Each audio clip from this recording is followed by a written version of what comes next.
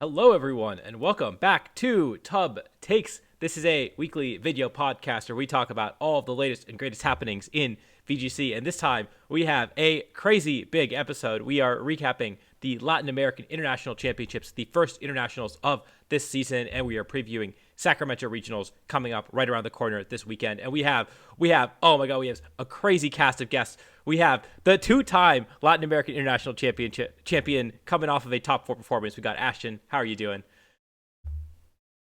Well, I'm feeling great. I know it's something I acknowledged while I was doing my post top 8 interview, but I forgot for the longest time that I have a Worlds invite now. So I'm feeling great. I mean, I think I'm the third North American player to just like lock one up. So feeling really good about that. I'm looking forward to like a fun season now. I haven't since they've had that new structure where like the winners of stuff get an auto qualification. I haven't won anything since then, so this is a new feeling, but I'm enjoying it. Yeah, and now I am rooting for you to show up and come at second place at every single event from now on, personally. So, Hmm. and then we also got coming in at top eight at the Latin American International Championships. We got Daniel. How are you doing? I'm doing really good. I'm very excited to be here and very happy for the result. I did not get my auto invite, but I'll do my best so I can finish top 75 at the end of the season. Yeah, one win short, but you are at this point. Top eight at Internats gives you so many championship points that hopefully you're well on your way there. I'm confident that you can make it. We'll Um, see. yeah, I hope so. And then last but not least, we've got to preview Sacramento. We've got your defending Sacramento regional champion. We got Michael. How are you doing? Pretty good. It's been like 2 weeks, I think, since I've been on Tubtake. So, I hope you guys aren't too sick of me at this point. But glad to be back as always, and yeah, excited for Sacramento. It's my first major since World, so excited. Yeah, it's crazy. I mean, obviously, talking to you, talking to Alex, this is the first event for West Coast players, basically the entire season. And so yeah, I'm excited to see what you guys have cooked up. I'm excited to show it. All right, and speaking of events, we do have a couple event announcements that we got to talk about before we jump into talking about LAIC. So just today, this is actually the reason that we delayed the podcast. Is we got the newest American regional announced, and it is going to be in Atlanta, Georgia, in on April 11th through 13th that weekend. This is really cool. I think that most people, we were expecting a February regional to be announced and an April regional to be announced, and we were expecting one of those to be in the Southeast because I believe they don't have the Tennessee regional or the Florida regional this year, and so kind of consolidating those into what looks like we don't have Tennessee, right? Yeah, we don't have Tennessee. I'm not just making that up. So it looks like they're consolidating that Northeast regional into Atlanta. I personally very excited for this one. I definitely want to see if I can make it out to Atlanta because we just haven't had an event there in Georgia in a long time, and so I haven't had a chance to go there in a long time. But it should be a lot of fun. Are either of y'all, any of y'all, going to Atlanta regionals? I'm a little bit interested in Atlanta. I think there was also some talk because I heard some rumblings that this might mean that maybe not this year, but like in the future, it might open up a opportunity for a Seattle regional again. Because I heard Georgia gambling laws are similar to Washington. So I don't know. Just a thought that was floated out there. So not to get anyone's hopes up or Mm-hmm. anything, but I'm curious, are they gonna take out Orlando? Yeah. I So don't know yet. they showed us the graphic that had all the regionals, right?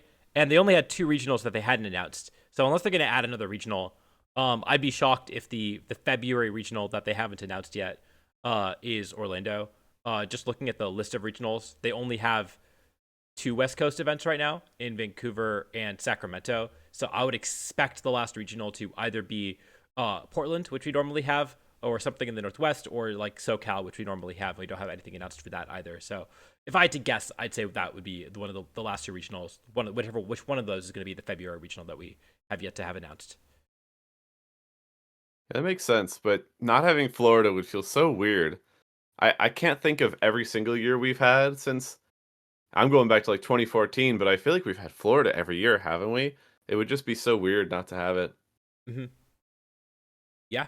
And Orlando Regionals, of course, broke the record for biggest regional ever a few years ago. So a lot of people can fly out to Orlando, very easy to get to. But, Atlanta also notably has a big airport, very easy to get to. So hopefully, I feel like it's taken the place of Orlando. But I don't know. I also don't mind mixing things up. I kind of like the fact they're moving these locations around. It's just because Pokemon is such a great excuse to travel the country and around the world. It's always fun to have new locations, for me at least, to have a new place to travel to. Agreed. Also so cheap for so many people. I remember, I think Wolfie won the last Orlando, and he booked his flight last minute because it was so cheap. Mm-hmm. Yeah. He won the last two Orlando regionals actually, I think. But yeah, it's I think I got like $100 flight to Orlando regionals, the 2023, which is why I went. I mean, that's really the reason to go because let me tell you, it's Orlando, not the most interesting city in the world if you ask me. I think Besides, like Disney. Besides Disney, yeah. yeah. Well, I think that also that the where the convention center is in Orlando is just like super inconvenient because it's like the only things nearby is just like a mall that has like only chain restaurants or whatever. Yep. Yeah, overpriced chain food was not my favorite thing. Not very walkable. Like you said, Disney's really the only thing that you can do. And then especially now with like the new day 2 system, if you make day 2 and you don't top cut and you play like the 2 or 3 rounds of Swiss, and then you're like, well, my day's done. It's 11, but I can't like really go to Disney still. Even especially is less appealing than somewhere where you can just like go get a nice lunch like Atlanta and enjoy the rest of your day. That's my opinion, at least. Yeah, makes sense. I think it'll be missed if it's not there, but I do agree that it absolutely is nice to see new areas. Like the same thing. As much as I was so sad when the U.S. National Internets, whatever you want to call it, was moved out of Ohio, I was like, Indianapolis was cool, Columbus was cool, but like New Orleans is new. That's cool. I can appreciate it for what it is. Mm-hmm. Yeah, and not to shit talk Orlando too much because it's way better than what was it, Fort Lauderdale that they used to have it at, like the middle of nowhere Florida. I'll take Orlando over that any day of the week. Yeah, and actually, I think someone noted this on Twitter. I forget who, but like this is like a lot of times they have these big city regionals. They're not really in the city. This is apparently like right in Atlanta too. So that's also pretty big. That's nice, yeah. Hopefully, some good stuff going on. Yep. And then the other tournament that was announced, I think all of y'all played this. I guess Ashton, you don't have to play at this one. Is the 2025 Grand Challenge. It's not officially announced, but it looks like it is up on the event locator based in Washington. And so we do have a date for that. It does make sense. It is the weekend of December 5th, December 6th, 7th, I believe. And that makes a lot of sense for North Americans because we have Toronto regionals coming up the next weekend. I believe EU has their regional in December, the weekend before that in Stuttgart in Germany. And so it does suck if you live in South America, you got to go to Colombia regionals, or if you live in Australia and you have Perth regionals the same weekend as the Grand Challenge. But for everyone else in the world, for NA and Europe, this is a pretty convenient weekend and probably beats the weekend before Christmas when it was the other weekend that we really had free. Yeah, I like when it's not on a regional, even though I don't have to play in it, but like some of those times where you're like, all right, man, I just finished day 1. I got to go play 15 games. Like, just let me out. Mm-hmm. Yep. I think. Sorry, go ahead. No, someone asked, are we skipping November for challenges? And yes, we do not have a grand challenge in November. It looks like Internets takes the place of that or something along those lines. But that was announced when the grand challenges were announced originally. Go ahead. Yeah, Ryan. it looks like they're for the grand challenges, they're following like a 5 to 6 week cadence basically. Like they've the first one I think was like the 20th of September, whatever it was, and then in October it was like the 27th or whatever. So like basically they're moving it back a week, and now it's lit back around to the first week of December. So like if we want to extrapolate a little bit, we could maybe think that the next one would be like January, the second week of January, something like that. I don't know how consistent that will be, but that might be something that you could think about. Maybe. It's interesting because these are labeled as global challenges and not grand challenges. So I do wonder if they'll follow the pattern, especially since now Global Challenges, I believe, have TPC players as well. Yes, correct. So for global challenges, Japan join us, or what's the difference? Yeah, Japan or APAC in general. All of the regions that have their invites that are based on non-championship point earning regions, basically, like those will also be part of those global challenges. Gotcha. Yeah, I'm looking at the dates that it could be for January, just because you brought it up. Looks like the 24th, 26th is San Antonio, and then there's 2 regionals on the 18th and 19th in EU and LATAM. So I would suspect January 11th, second weekend of January, would actually make a lot of sense.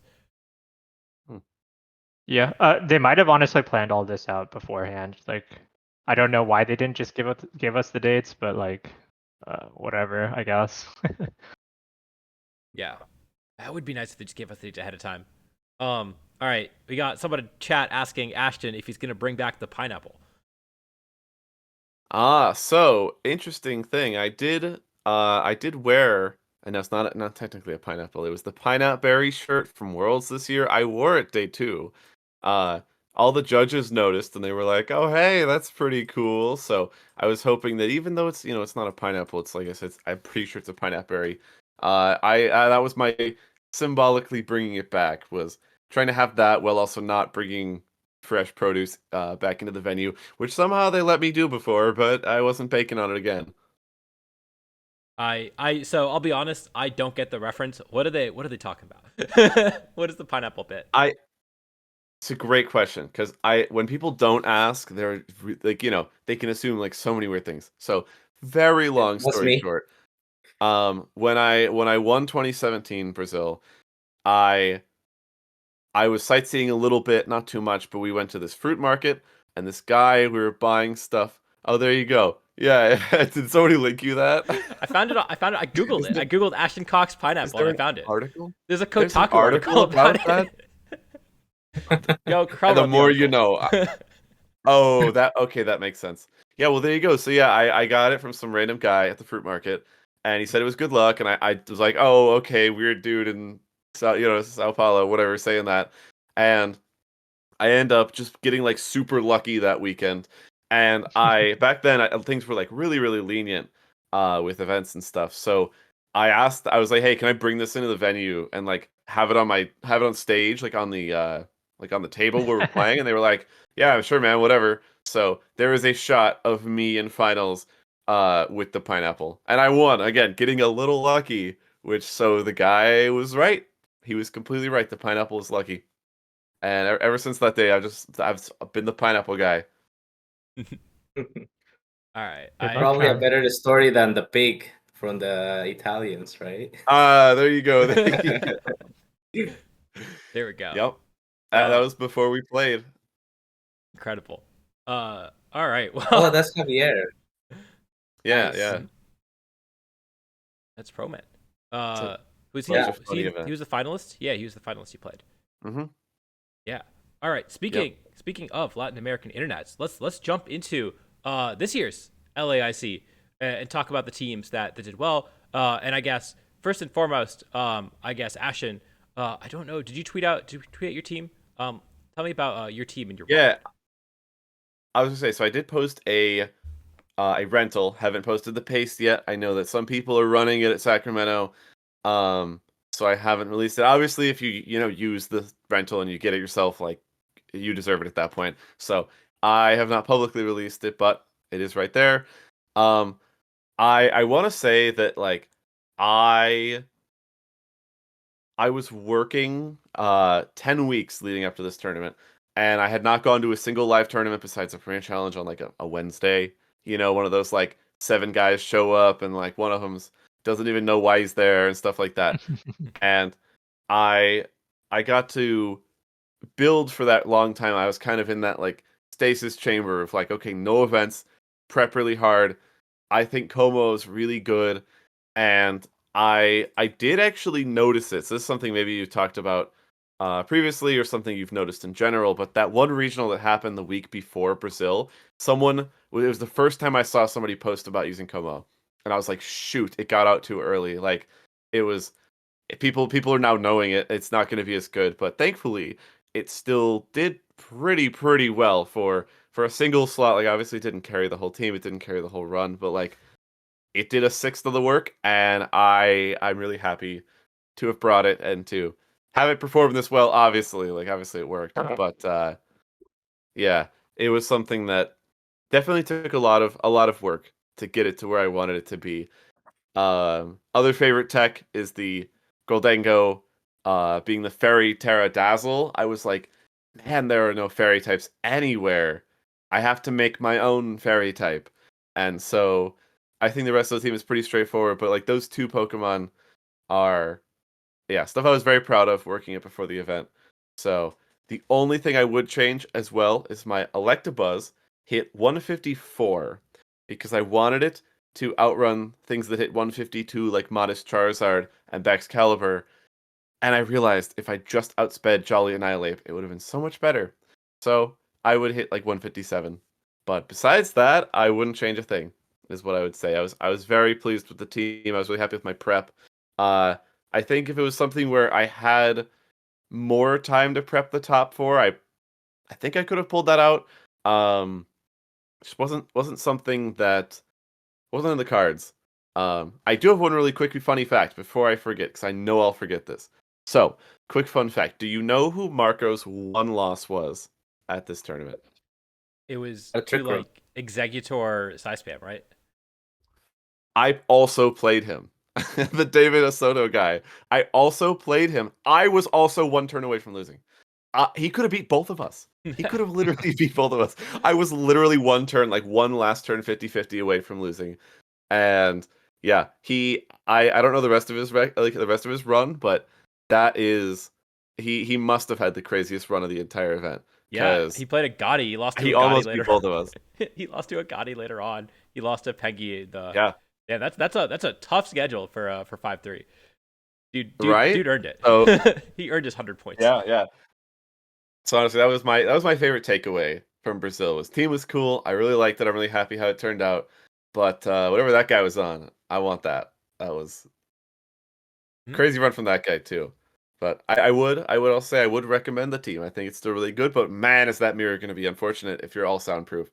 I will say I almost thought about being overcoat because the idea of just not having to follow me sometimes in front of Amoongus is cool. But then I went, okay, Como performed kind of at one event. I have to be soundproof for the mirror, and that was enough. That was like literally the whole reason I was soundproof. So maybe I kind of sabotaged a little bit there myself, but I never really wanted overcoat. It was good enough. Mm-hmm. And so I think someone in Tub was asking was why flying Dendozo? Was that just for the mirror, or was there something else there? Yep, just for the mirror. I thought that'd be too popular too. I was like, man, I'm gonna be sick because I mean, if you look at the team, especially if they're like a poison Terradozo, I do not have a lot to hit that. They ignore my boosts. Rillaboom can kind of hit with high horsepower, but at the end of the day, I was like, every time I fought the Dozo mirror, it was coming down to that end game, and I was like, well, if I'm flying, I mean, I should be winning that probably. I never clicked it once. The only time I wanted a Terra was into an Electabuzz, so honestly, flying Terra should have probably been something else, but it's what I'm familiar with, so personally, I wouldn't change it. But Mm-hmm. Sure. Makes sense. And then, like you said, if people start picking up the team, it might become a little more common. Well, a little more toxic there. And then we got another question in chat asking, what do you think of Bulletproof on Komoa? Bulletproof's interesting. It blocks like the weirdest moves. I'm not sure that I would want it in the current meta. I mean, I know that when it was in a Flutter Mane meta where you're like, okay, I'm Fire Terra, and then I ignore Shadow Ball except Bulletproof. Stuff like that was really cool. But There's personally, it's only Goldango, which usually I would be going like Electabuzz Como. there's So one other Pokemon I that it's really good into, which is Pelipper. oh You ignore Weather Weather Ball, Ball. right? Yeah. Weather Ball is pretty cool. If you think you need it for the rain matchup, I will say again, not going too in detail about like how the team works or whatever, but I would always just lead Buzz Como, and I was like, okay, I'm clicking Grass, Terra, Web, and Clanging Scales, and like the Pelipper's not a Pokemon, so I don't really care. But it could be an adjustment. I definitely don't think it's bad, because Soundproof, the only time it came up was versus Justin Tang. He had a Primarina whose only water move was Hyper Voice, even though he was Choice Spexed. And he did not really have ways to hit me. So Soundproof was pretty cool there. I think if I was a different ability, I probably would have lost. His team was also really, really, really cool. Yeah, we'll get to talking about it, but first I want to hear from Daniel.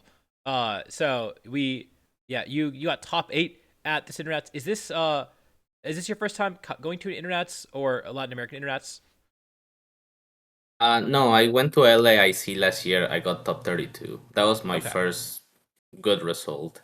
Cool. So you've been here too. This is not a new experience, but yeah, tell me a little bit about the tournament experience and your team.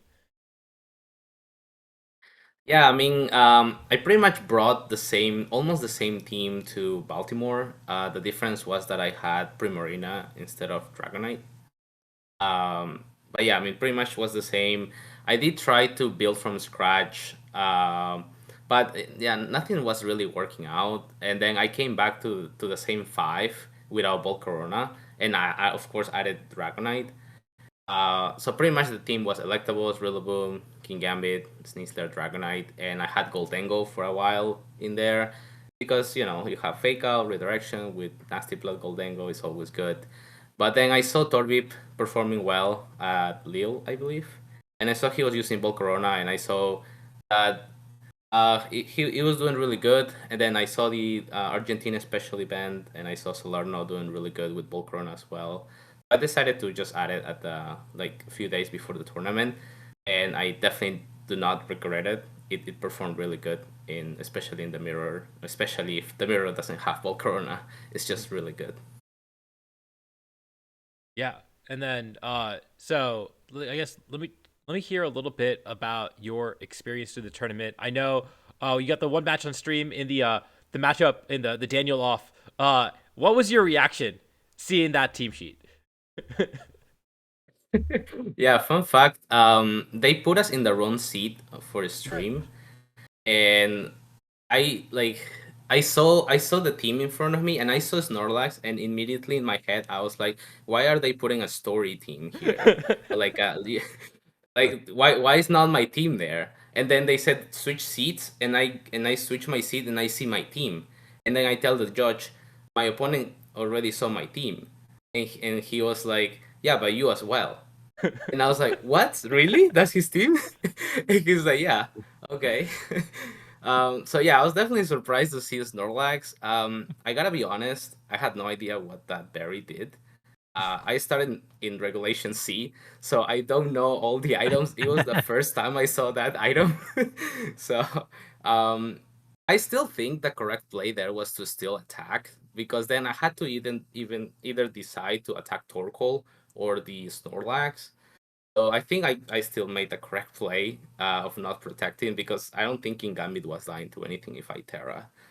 So but yeah, definitely a weird team. I'm glad I was able to win, because otherwise my friends would probably make fun of me for life. That's good motivation always. Yeah.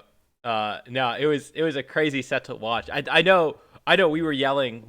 I was watching day one, and I was yelling, "Oh my god, just double protect, just why?" But it worked out. I think you're right. It was the right play. It really did. It put you in a really strong position for the rest of the game. And were there any other matches that you wanted to talk about that you had throughout your tournament? Um, Maybe the run against Agati. I think I played really well game 1. Game 2, his only win con. He was very unlucky in game 2.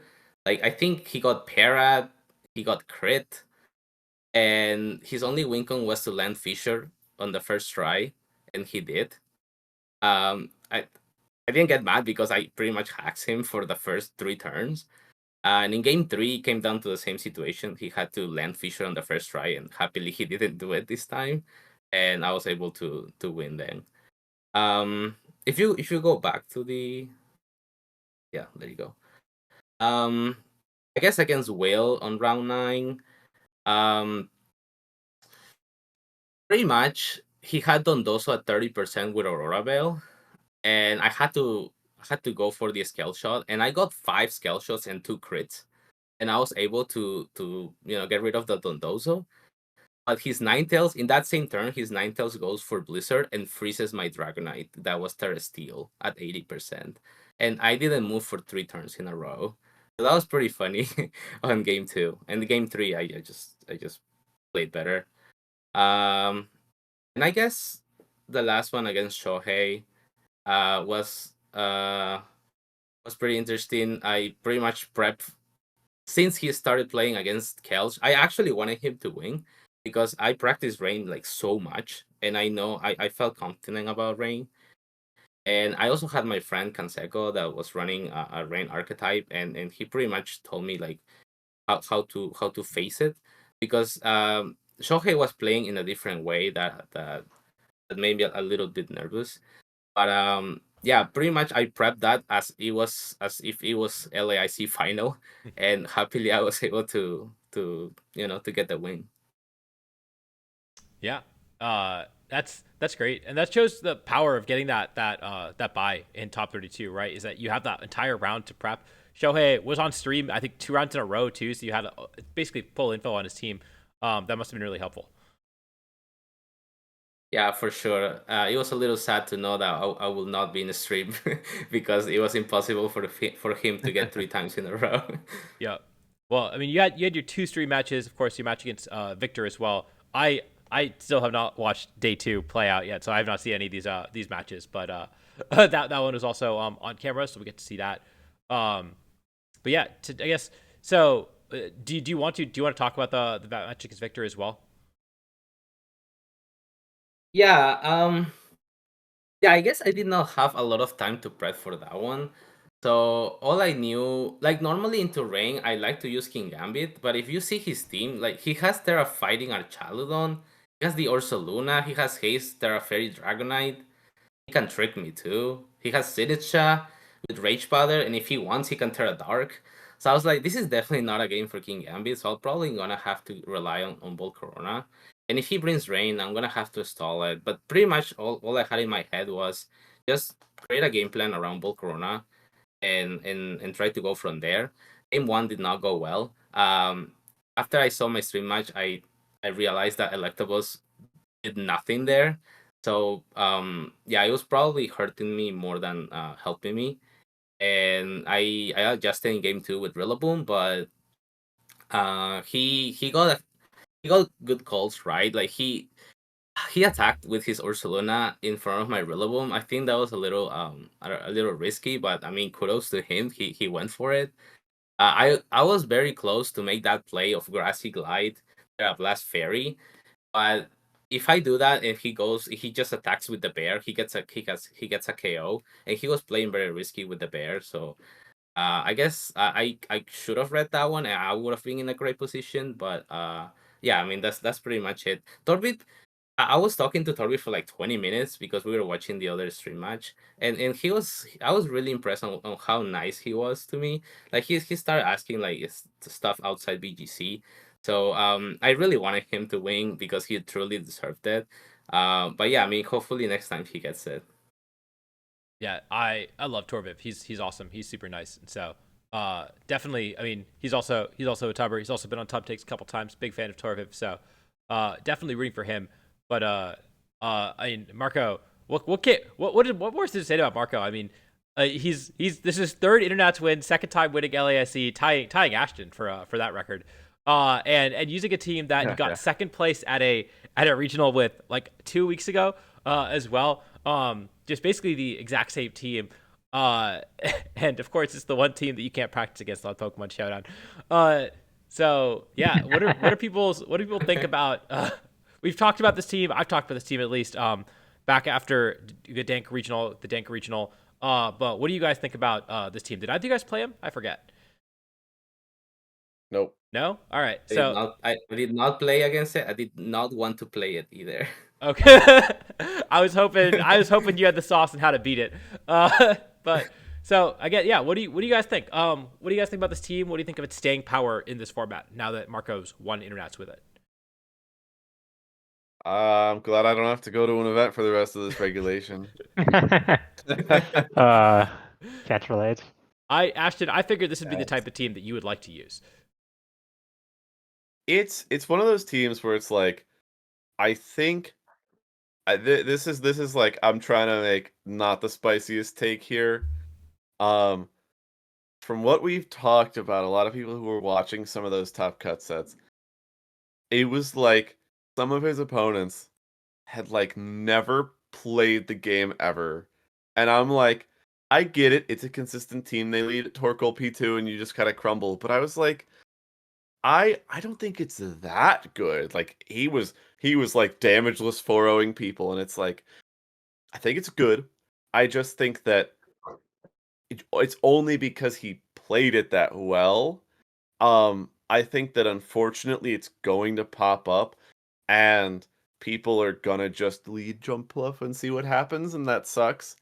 Uh, but I don't know. I think it definitely is one of the somehow more most balanced teams, because like Instant P2, I mean, that's balanced. Like you throw any other four guys on there, it's still balanced. Um, and I don't know. It's a very cheesy team, but I'm gonna be completely honest. If I played him, my only matchup, because it was something I ignored for one, but also because like I think it's my team also had a lot of cheese. I was leading Sneasler Dozo and clicking Direclaw Yawn and hoping a win con opened itself up to me. So I think while it's an extremely cheesy team, I think there's a lot of other ones. So I think people are overhyping how powerful the team is. I think it just is consistent, and when good players use consistent teams, especially when they've got cheese, I mean it. I feel like my team did the same thing. It was consistent, and it had Fissure, and it had Direclaw, and it worked. So I don't know. I think it's gonna be really annoying just based on how volatile Sleep Powder is, but I don't know. I'm not too worried about the team in general, if that makes sense. Yeah. I also realized that like at least on the stream I didn't see him missing a lot. Like I think I saw him miss like one time out of like, I don't know, 10 times. So I think that it was also his tournament, right?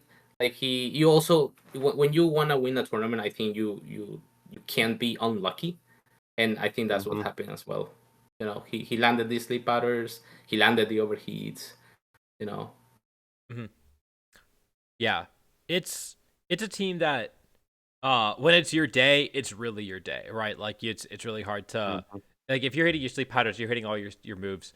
You're in a really good spot because it does to do such powerful stuff. Um, but also, yeah, it is susceptible to losing because of misses. I will say, I know y'all were playing. When Marco was on stream in day one, against Kilowattrol guy, I remember being really disappointed by the way his opponent played, because his opponent got super super lucky to win game 2, and then game 3 like just like really didn't have a game plan after going into game 3, when like they had lines that did okay and just like didn't, I don't know, just like one of those things where like, yeah, even if your opponent gets lucky, you're still Marco Silva, you're still better than them, and you can still like take advantage of the turns better, and your opponent still has to play correctly even when they get lucky, and that's part of it, right? And so Marco still has to hit fewer moves than most people do to win with this team, was my experience when I was testing it out. This team is not at all easy to play. It's very very difficult. Uh, Yeah, Yeah, I agree. I echo that sentiment. I think like it's not a plug and play team. It's definitely like one of those teams. It has two split modes in terms of it has the faster Sun mode with Jumpluff and Charizard, and it has the slower mode with Ursa and P2. But they can kind of meld in between with Jumpluff and Ursa being good partners, and this other stuff. I think we talked about this a little bit during the dance recap, but I think the thing that makes this team strong is that the fallback mode, like even well, one, the counterplay between the two modes is like generally pretty separate. There's very few mons that you can like do well into both modes, which is obviously like a goal that you want to have for split mode teams. But on top of that, the if you do end up kind of like being in a bad position with the Sun mode with Jump Pluff Charizard, like worst case, if you hit all your if you just hit all your moves, like you can get out of like almost any spot. So like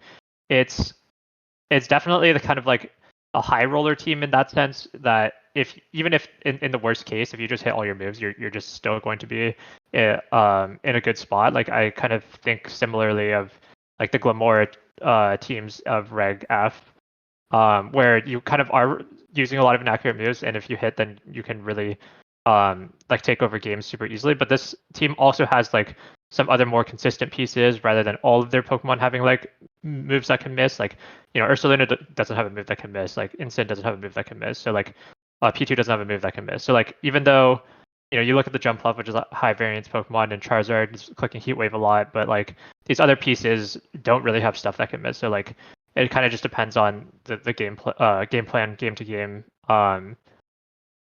whether you have to actually go for that RNG related like cheese, I guess.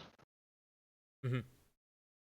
Yeah, I 100% agree because you can cover for like Jump Love Charizard, but then probably that lead is really bad into P2 or Saluna, right? So like into P2 or Saluna, you wanna, at least for my team, you wanna lead Rillaboom. But what does Rillaboom do against Charizard? Like I can Terra Fire, but I can only throw a Wood Hammer that is 4x resisted into the Charizard. So I think that's why this team is good. Mm-hmm. Yeah. All right. Changing topics briefly for a second. Daniel, I was told that you changed your name on Arcanine because you played another Daniel Reyes and it broke every single every single reporting software. Can you tell me about this story? Yeah, sorry guys.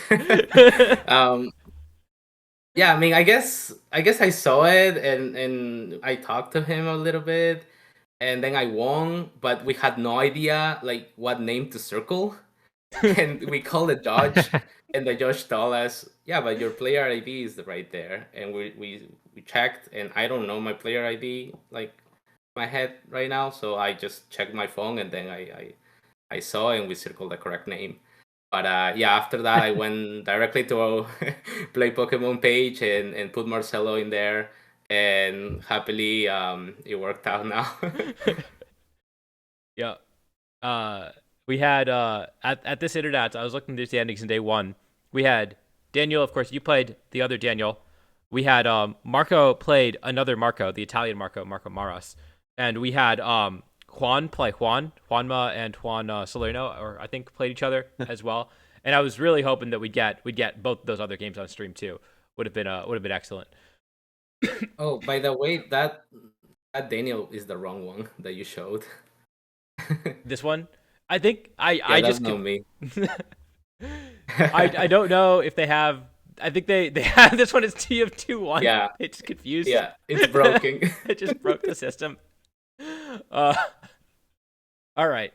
So with that, let's go back to this tournament. So first place team, of course, Marco, and it's been talked about a little bit. Marco got his team from a Japanese tournament. Well, guess who got second place? No other than Torviv, who also got his team from Rizabeth, I think, what they go by online. So seeing this team online, it's an Arcaludon Rain team. But instead of using the Basket Legion stuff, it's got an Ursaluna mode and a Sinistcha mode to try to really take advantage of Arcaludon's body presses. They got Terra Fighting for big damage and then even the side scale shot as a mode. What do you guys think about this team? Dude, it's terrifying. It's finally the whole Holy Trinity has been completed. It's the Steel Dragon that Terra Fightings, this Dragon fighting that Terra Steals, and the Steel fighting that Terra Dragons. Michael, your camera is frozen. Oh, is it frozen? Yeah.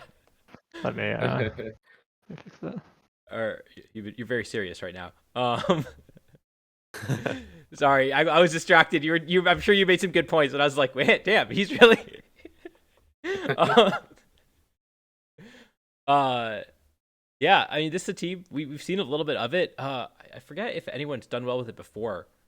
This regional, I don't know if you guys know. Was this on your radar going into the tournament? Not at all. And I was like seeing it do well, and I was like, I guess so. But then I watched. I forget if it was. I think it was his top 8. I don't know if it was anything before that, but I think watching his top 8 set, I was like, whoa, this is really cool. Now I'm scared. Now I have to think about this. And honestly, the scariest part was that I got a lot of weird info going into my set versus him, and I was like, well, uh, nobody really knew. That was there he goes. That was the hardest part for me, was that nobody, because it wasn't a team that really popped up beforehand, nobody really knew what was going on. So I was like, guys, what nature is the Dragonite? What nature is the Goldango? Where am I right now? And like nobody really knew. So I think I'm pulling this team out was a really, really smart choice, and it's really innovative, really cool. So I was happy to see it, because it's like, oh, Pelipper, but then basically nobody else you expect besides Arch. So yeah, I liked it. I liked it a lot. Trick Protect Goldango is also always really cool. Yeah. After my match versus Torbib, he told me that he was very close to bring his Volcarona team to LAIC, but he kept losing to this team, so he just decided to bring that one. That's funny. I know I was testing out Torviv's team from the previous regional, and I was asking him like, man, how do you beat Rain? I cannot beat Arcaludon to save my life. And he was like, oh, I couldn't either. The matchup was awful. So I'm not surprised he switched it up. It's funny because the chat had him and it had Michael Dervesti in the chat as well, and MDB was also like, yo, I also had no Rain matchup at the tournament. And of course MDB lost in top cut to the Rain team. So Michael making the right switch up there at the very least. But yeah, I would not be surprised to see more of this team as well. Obviously, getting second internets will do that, but also I've been saying that Sinister Arcaludon is like one of the strongest things you can be doing in this format, period. And we saw it obviously with the Ethan and with Febsy using the Grimmsnarl version of the team, with Pengi using the Klefki version of the team. But I think it's really cool that at this point we kind of just said, you know what, screens aren't really needed. Screens are maybe not actually that good this format. And the really strong part of the team is the Sinistra and the Arcaludon, and obviously the Pelipper. We can put better pieces around it that don't require you to kind of tunnel into that very protect the towers linear mode, and instead find ways to just basically free up a slot and do more with your Pokemon. And so I think that's a really cool little format innovation that we've had. Yeah, also the Tailwind on Dragonite, and I believe it's a fast Ursaluna. I think that mode is really strong. He has double Tailwind actually with Pelipper. Yeah. Yeah, it's pretty interesting. And then okay, so I guess with that, let's we talked about Ashton's team. The next top 4 team that was also a little different, something that we haven't quite seen before. We've seen variants of this team. Usually I think there's a Dindozo in the Basque Legion slot, but Renzo Navarro got top 4 with this version of the the Baxcalibur balance, I guess. I don't know exactly what we're calling this team, but it's pretty similar to, I think, the team that Juan had used in at Lille regionals, and then a couple of different people used at the Dank regionals. But this time using Basque Legion, which I thought was a really cool choice in this slot, because I thought one of the sort of things that this team could struggle with is the Terra Firemon.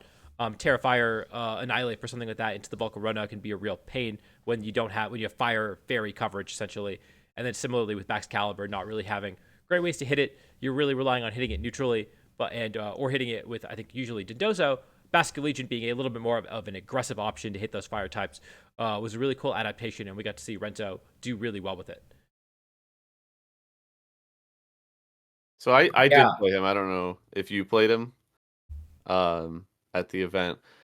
But the biggest thing I took away from the team is I do like it, but the glaring weakness I noticed is it has 2 protects. So at least when I played him, it was pretty easy to be like, oh, I'm doubling that slot. And I think that's what Dozo offered, at least in my opinion, was having 3 protects or even 4. Personally, I usually go for 3 or 4. But I really did like it. I think the Fairy Blast is really, really cool, especially on a physical attacker. I would usually feel like I see that on special, but I really like that Basque Legion set, if not the whole thing about it. But the set was really cool. Yeah, I know. I'm actually Peruvian, so I known Renzo since like LAIC last year.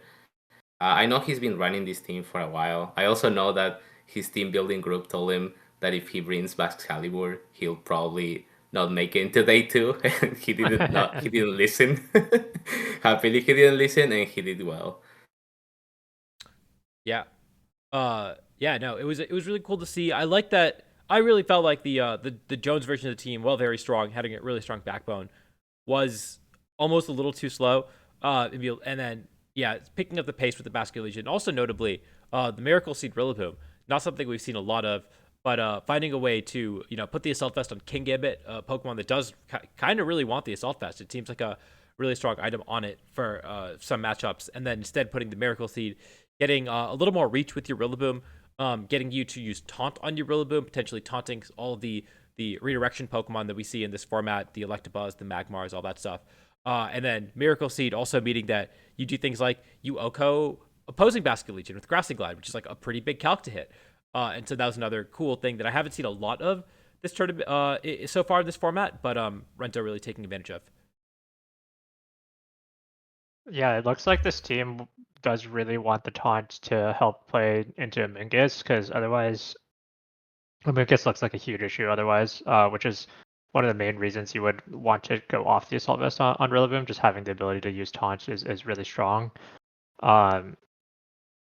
And I think Baxcalibur is just like a really interesting Pokemon. I think people have written it off like so much. And then now with the rise of Dragonite, like Bax is actually like super good into Dragonite. So Bax kind of is finding a place in the meta again.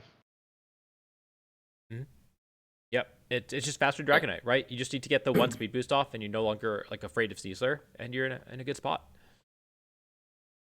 Yeah, or you can even Terra Ghost, and then you can kind of ignore Sneasler unless they sleep you, I guess. Mm-hmm.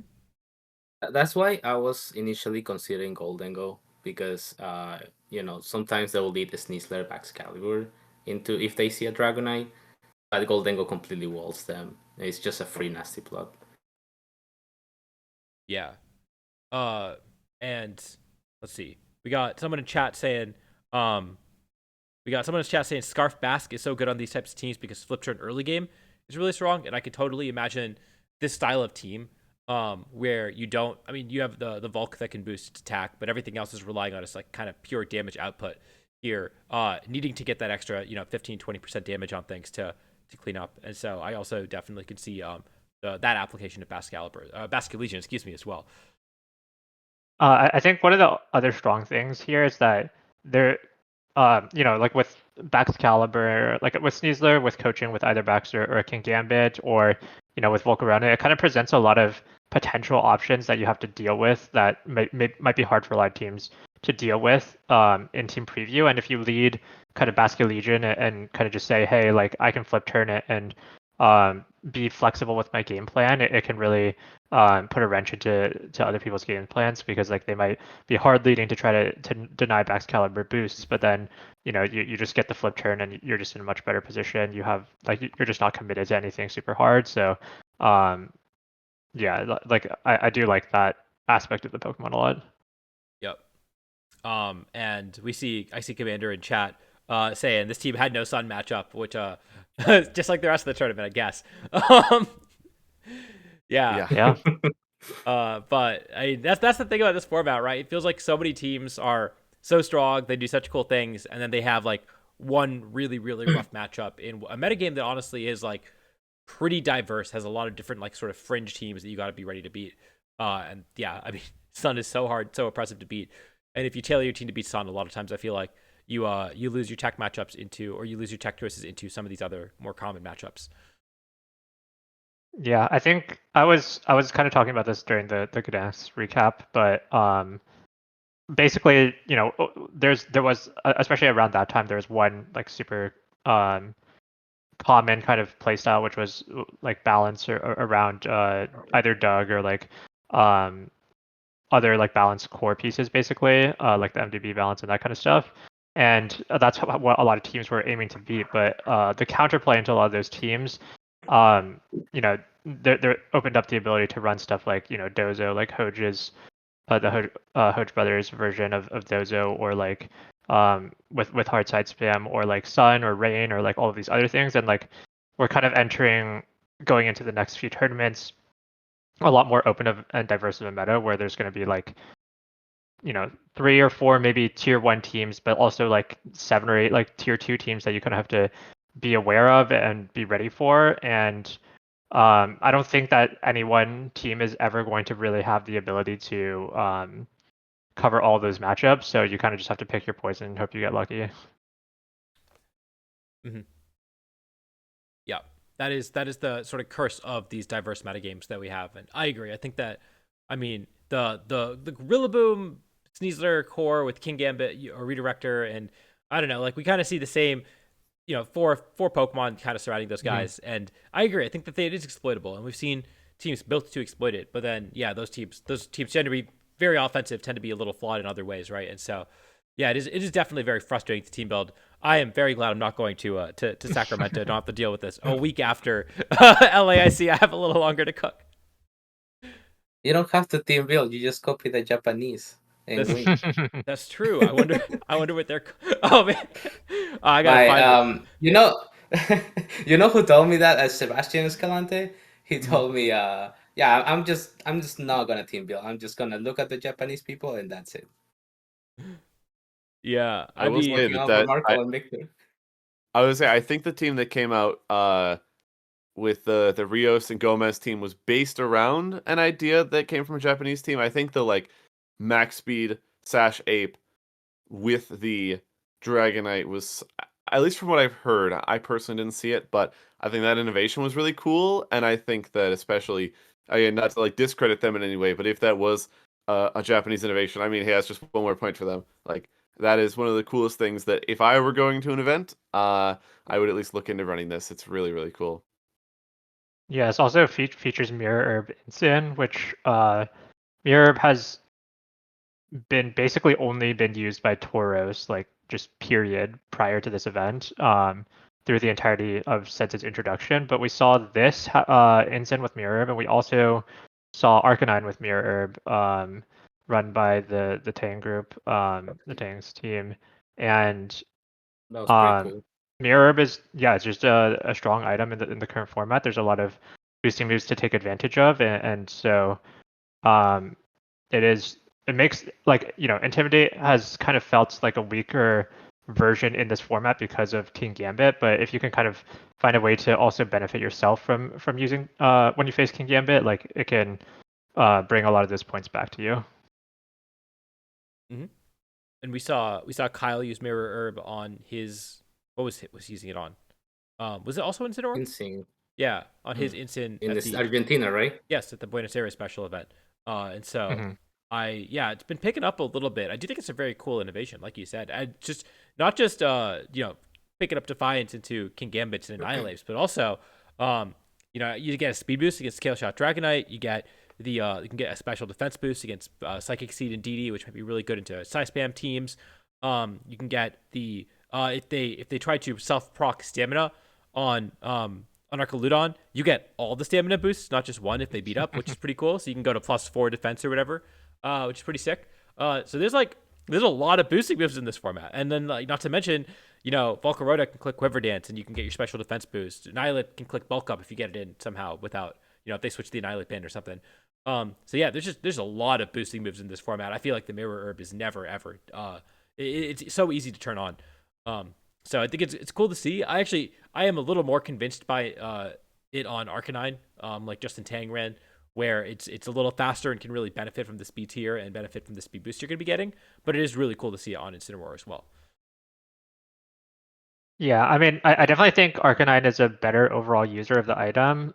I think Incid is still a better overall Pokemon, and the Mirror Herb allows you to feel less bad about bringing it into King Gambit. It makes the matchup a lot more positive because otherwise, like you're giving, especially like versus a lot of Gambits, if they Terra or if they have Intimidate and they can kind of neutralize your Incid, then even though you want to bring Incid sometimes just for the typing, like it feels like you're not going to be making enough progress. So yeah, especially on a team that's like centered around like Golden Go, having that or Golden Go and like Dragonite especially, like having that ability to shut down Gambit is so valuable.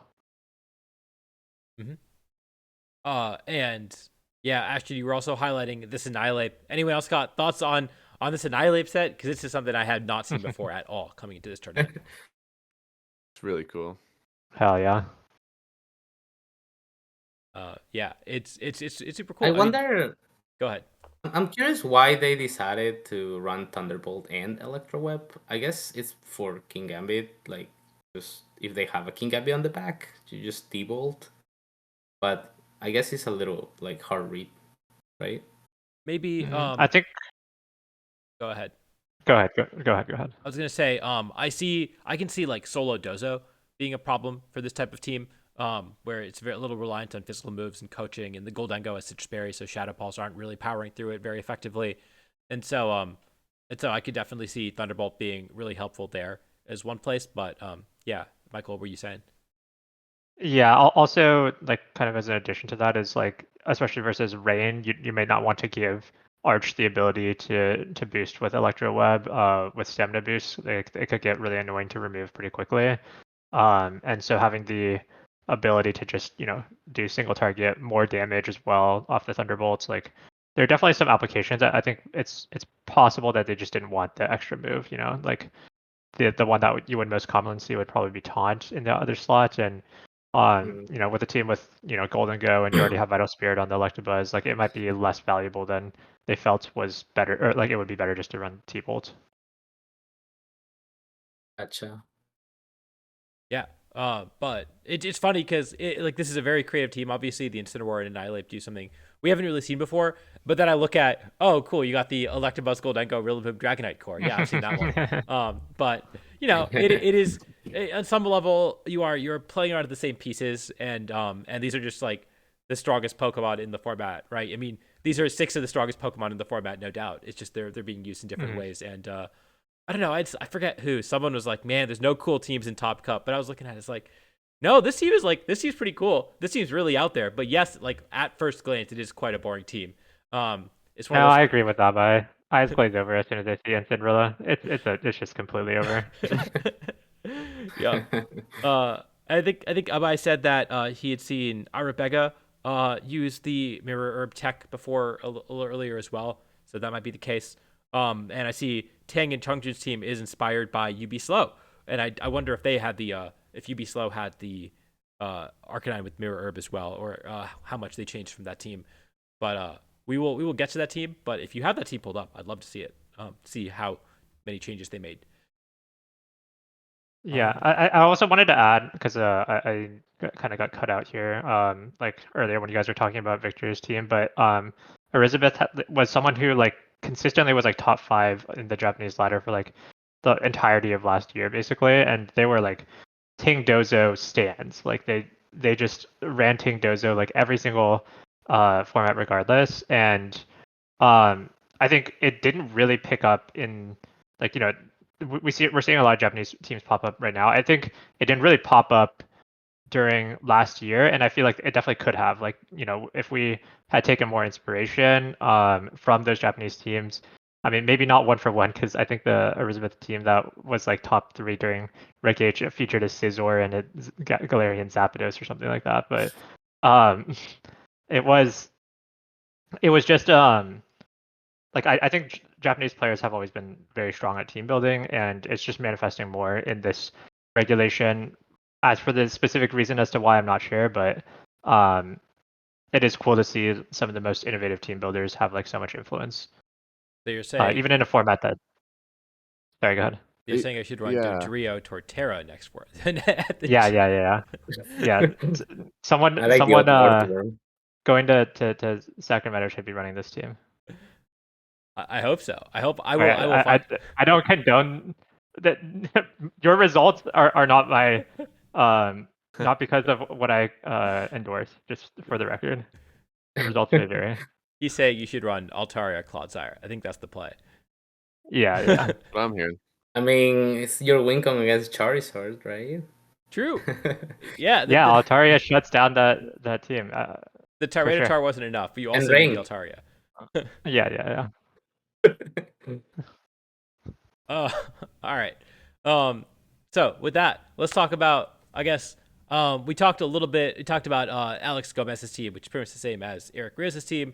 Owie was using a team that is also a team that we've seen a little bit of floating around. I think Yuki ran a very actually Yuki ran a different variant of this team, but I think this is Sebas's team, right? From Sebas used this team earlier with the Talonflame Ursaluna. Well, usually Talonflame Ursaluna lead with the DD Sneasler in back is just like the most common mode I think of the team. That's when I see it on Showdown. That's kind of what I assume is going to happen. But yeah, this is also a very like a team that I had not seen a lot of going into this tournament. I guess it was a little more prevalent in Latin America, but yeah, it's just and I saw Agati tweet about why am I trying to team build when I can just be using this instead, and then didn't use this. But it's a really strong core. It's yeah. So the way I see it is like we haven't seen a lot of dedicated speed control do well, and this is the thing that I have seen it do well on. In particular, Ursaluna with speed control, which just going faster than everything, can kind of take Okos wherever it wants, or put things onto Sash or whatever. And then if you take a KO and DD comes in, gets to reap the benefits of those last couple turns of speed control. And Sneasler doesn't need the speed control, so your last sweeper, it doesn't really care if you have Tailwind up or not. You can bring it in and you can continue to sweep that way. And it's just one of the strongest cleanup mons in the game. And so we saw DD Sneasler start to pick up at Louisville regionals with Carson using it on Dozo, and now we're seeing other variants of it. I think we see the Hoge brothers used it on Dozo as well, but now we're seeing it off Dozo on other variants where I think it really gets to use the power of the Indeedee Sneasler mode as like a cleanup mode. I think it's just really, really strong. I was hyping it up at Louisville too, and then but with Talonflame Blood Moon and then Dragonite Electabuzz, I think are maybe a little more flexible. But we've seen a lot of that as well, and very, very good into all the focus sash mons. Redirection obviously just really vital on a team like this when you don't have female ND. What are you guys' thoughts? I know we've seen a little bit of this team before, but were you guys ready for this going into the tournament, and what are your thoughts on the team? Yeah, I heard a lot of inklings of this team. The Hodge brothers running the 4 Ursaluna, Talonflame, Sneasler, Indy plus the 2 Dozo mons, and I had heard basically that Dragonite Electabuzz as the other 2 instead of the Dozo was also picking up in usage. So it's just that the side spam mode is so hard to answer. There's so specific answers to it.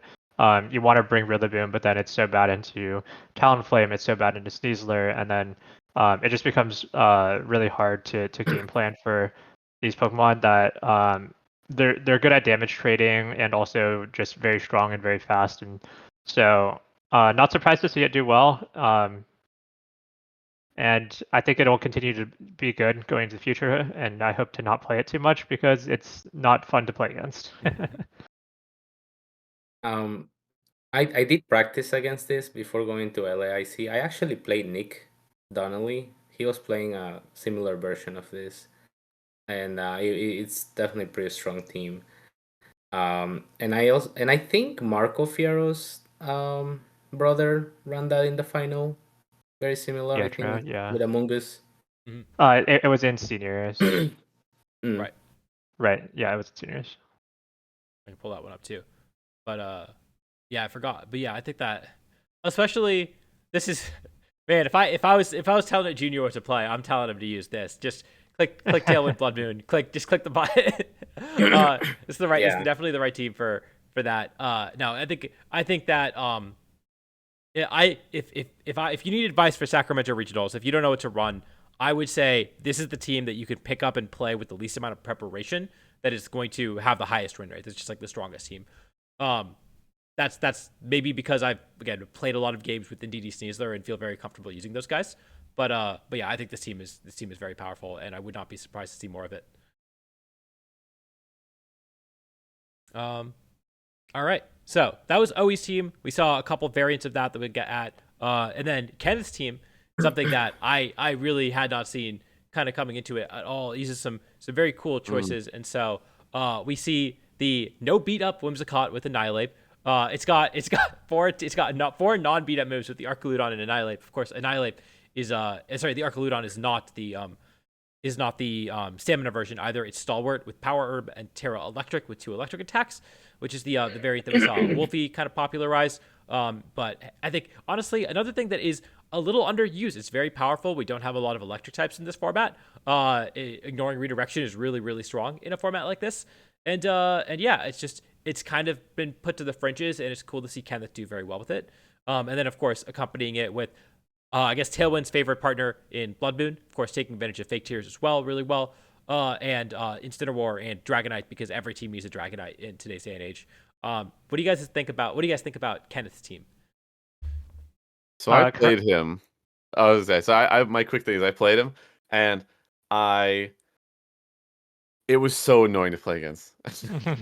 Like, I was looking at it and I was like, is he gonna go Annihilate Dragonite? Is he gonna go Whimsicott Archelodon? Is he gonna go? I don't know. It felt like everything was an option. All of them were extremely flexible. I will say I did have a game plan, which was lead Sneasler Dozo into the Whimsicott Arch lead that I suspected. And it is I believe I did the calc, it was an 8% chance for the Terra Electric Electroshot to one-shot my Dozo.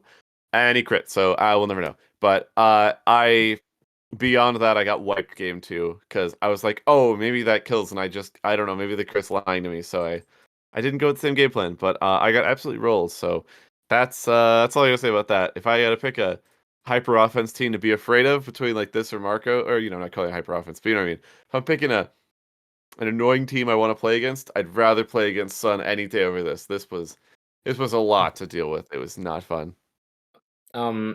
Actually, when I was talking to Torbib, he mentioned that he lost to this team and he had a bad matchup.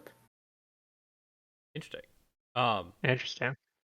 Yeah. I'm trying to find. Do I have it pulled up? I do have it pulled up. I'm curious who he played, because I know he went X1. Then he lost to Alex Gomez, I guess, in top cut. So that I mean, that is about as close to a mirror as you're gonna get with a team looking like this. But also, I guess, a weird Annihilate set with the Dragonite is about it, and an electric type, I guess. I don't know. In Incineroar. But yeah, no, I mean, it's a really cool team, and like I said, it's using some things that we have not seen very much of, but are obviously very powerful, like the Power Herb Archeludon. We just haven't seen people really experiment with that as much as I thought we would have. Whimsicott is a Pokemon that has kind of fallen off, but using it with the Archeludon is really cool because it has fake tears to power it up even more, really power through some of those KOs. You can't even try to protect on the Electroshot turn because you can get Encore to protect. So yeah, definitely like a lot of really strong interactions. Also, notably, it's the AV Ursaluna, and so you can Encore. You can side Encore when you try to click Vacuum Wave and get a priority Blood Moon Moth potentially. You do have to switch out the next turn because you'll struggle, but that's also a cool little interaction that is built into this team. So yeah, just a lot of like really cool little things that you can do with this Whimsicott that, again, we haven't really seen people experiment with as much this format. You also don't need a Life Orb because you just fake tears. Mm-hmm. And then attack with Ursaluna. That's pretty cool.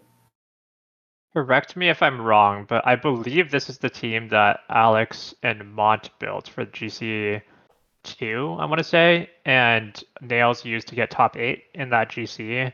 And I believe Kyle Livinghouse used a similar version of this team to win Buenos Aires, the special event. I might be wrong on the last one, but I believe at least that this is close to what the GC2 team that they worked on. Mm-hmm.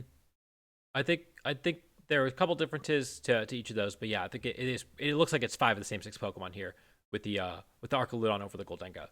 But let's be real, the Archeludon is the coolest mon of the team, so it really makes the team. Yeah.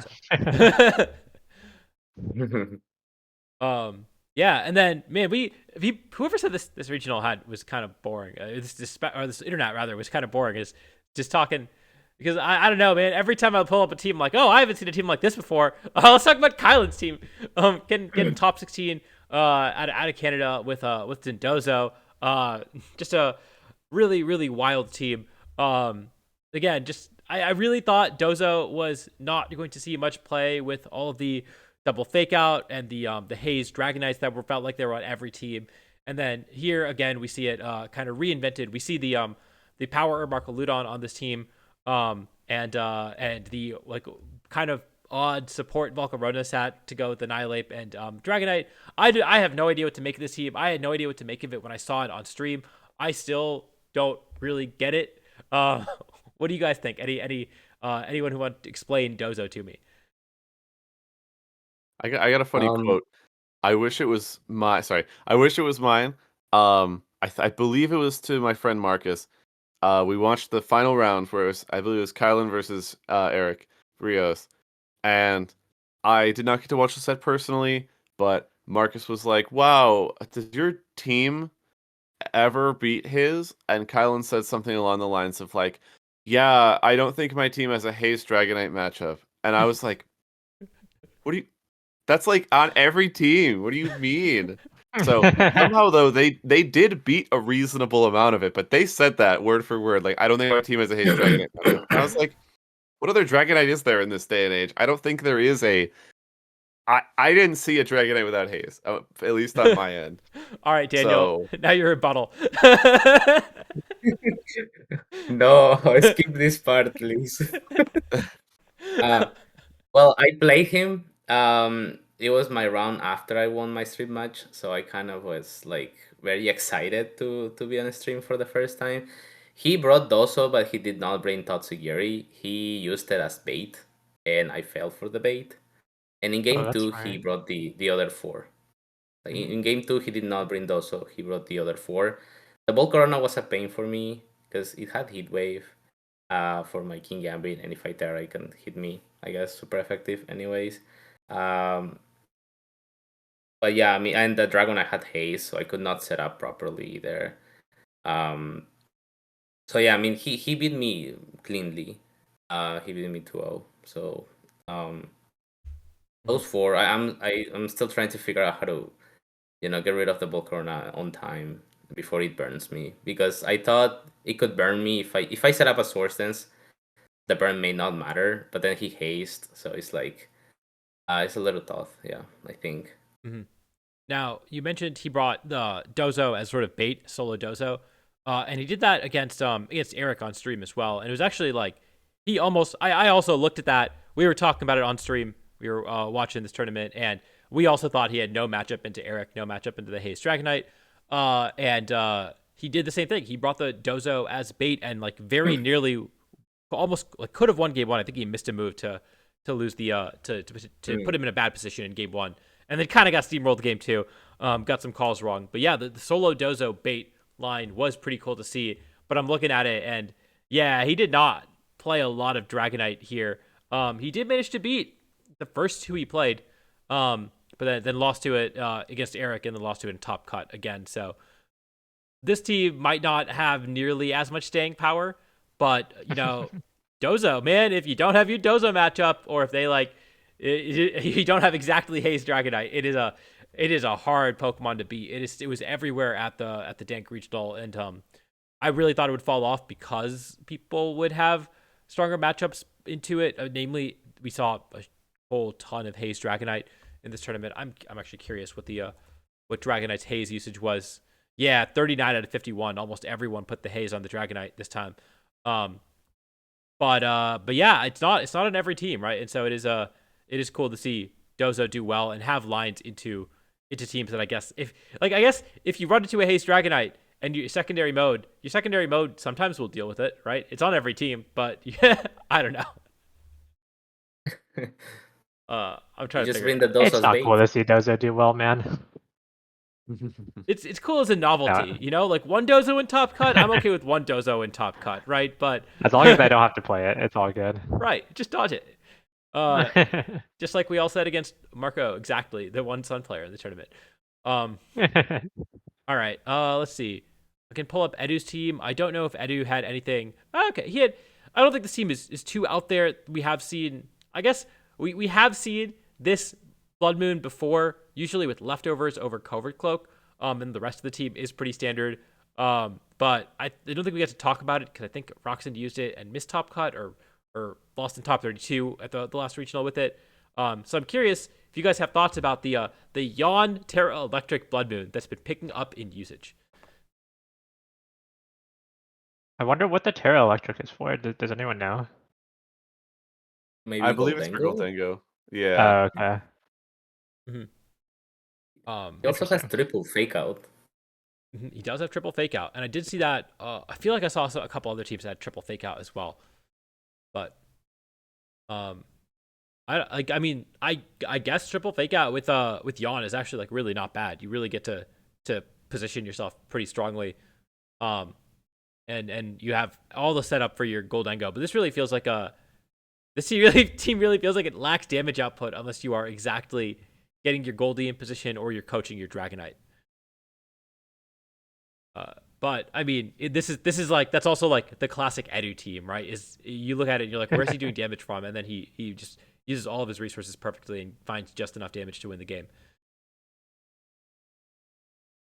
Yeah, it's really cool. I personally am a fan of a Yawn Pokemon, I will not lie. But I don't know. I'm not the biggest fan of the Life Orb setup Goldengo.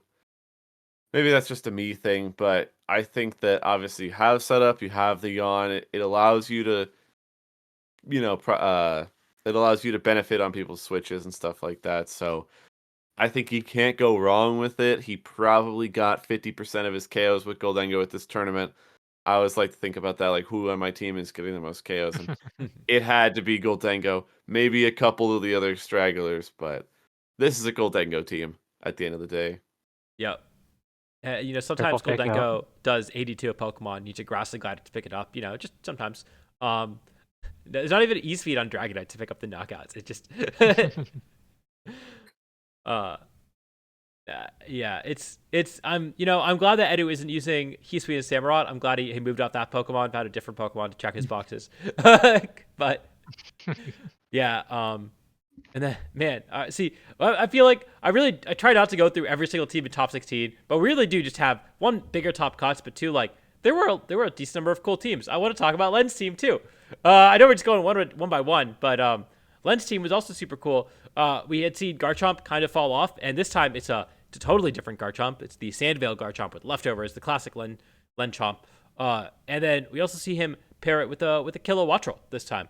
And then to go with a relatively standard Sand core, I guess we also see the Infiltrator Life Orb Dragapult, which is pretty cool. Really respecting the screens and maybe substitute, but mostly screens. I think another cool set that I haven't seen a lot of. What do you guys think about Len's team?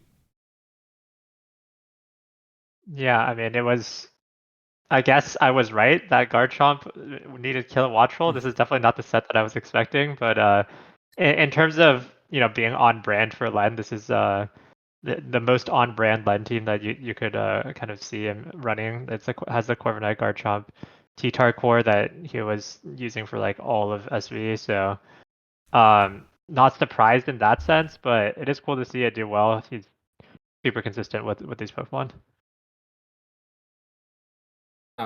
I played Lang, and I don't think he had a good matchup into my team. In game 2, I think I had 4 months. He had 2, but since that turn, he read me like 5 turns in a row because his Dragapult has Protect, so he pretty much protected when I Sucker Punch, and attacked when I didn't. So it came down at the very end on a 50-50, and I won that 50-50, but he, for 5 turns in a row, he hard read me. But otherwise, I mean, it was just my team had a really good matchup into that. Yeah, I don't know. I watched him play against, I think it was Renzo in Top Cut, and it did not look good into Renzo either. But I mean, it obviously he got a lot of wins, and I think part of it is he's very comfortable with these mons. He knows how to use them very well. But he's an excellent player. And I think like you said, I think Kilowattrel is something that people are maybe not respecting enough. It's a cool mon. It does a lot. And then T-Tar also notably, like T-Tar really good into the Sun team that is now going to be picking up everywhere. I think that there's one reason to really use a team like this is that I got to imagine it's one of the few teams that probably has a pretty good Marco matchup. Right? Yes, but I cannot say I can recommend Len's team to anyone who's going to Sacramento. I think the reason why Len did super well is that he's super familiar with this team. He's had a ton of practice with like throughout all of SV, but even like in this format, he's probably been maining this team for a long time and had it cooking. So like, I do think T-Tar definitely has a place, and I do think Garchomp and Kilowattrel could have their place in the meta, but I'm not certain that this exact team will have a lot of staying power outside of Len piloting it. Mm-hmm. He did get his win against Joe Garte on Sun. So hell yeah, that's very true.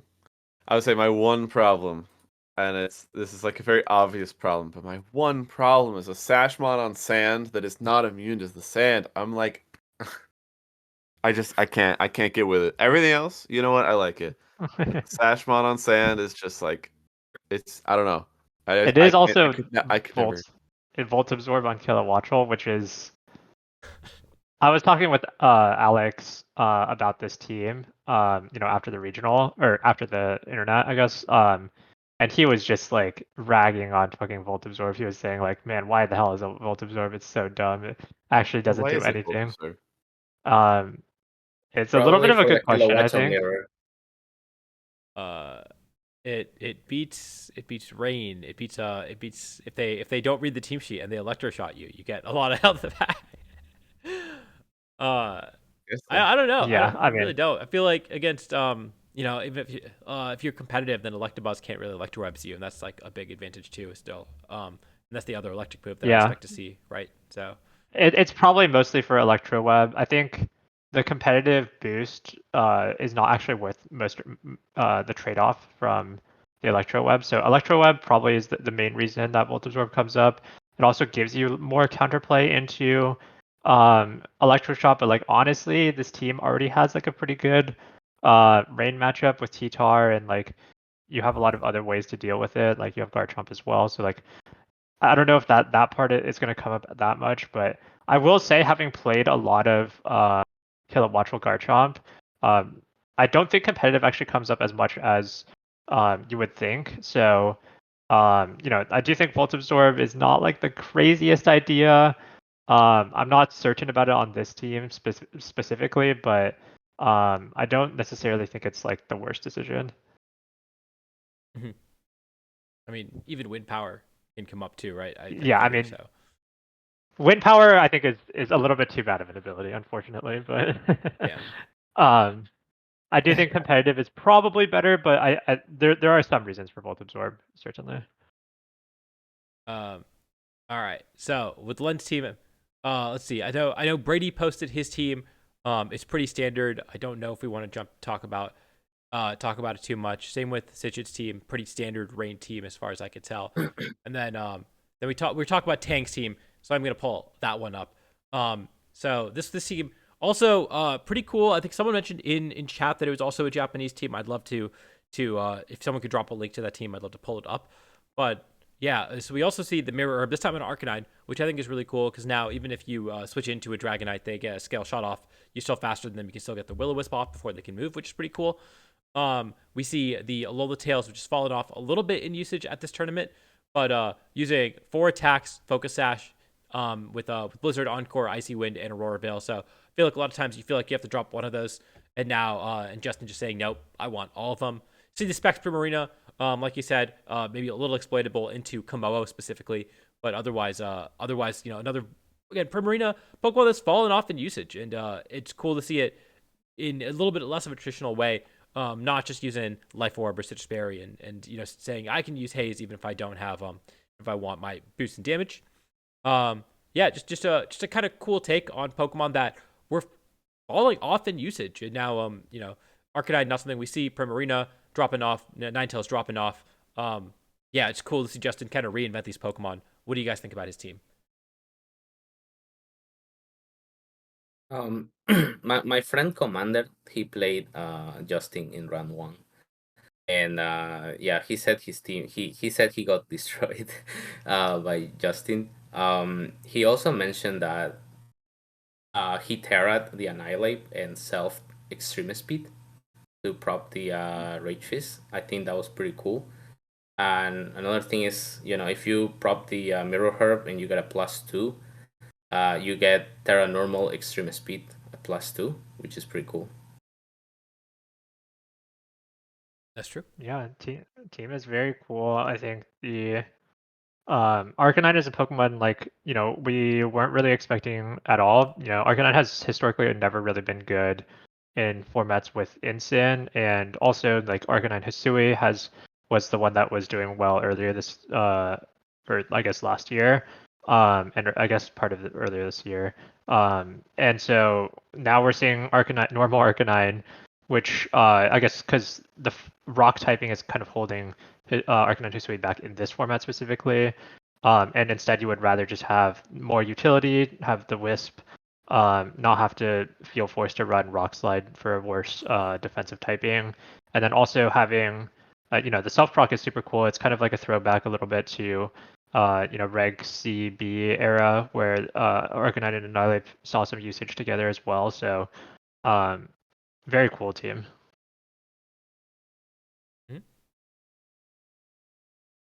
All right, and then I guess there were more people in top cut. God, these big top cuts never get through them. Although, funnily enough, I think most of the cool teams actually managed to win their top 32 set. So good job making my life a little easier.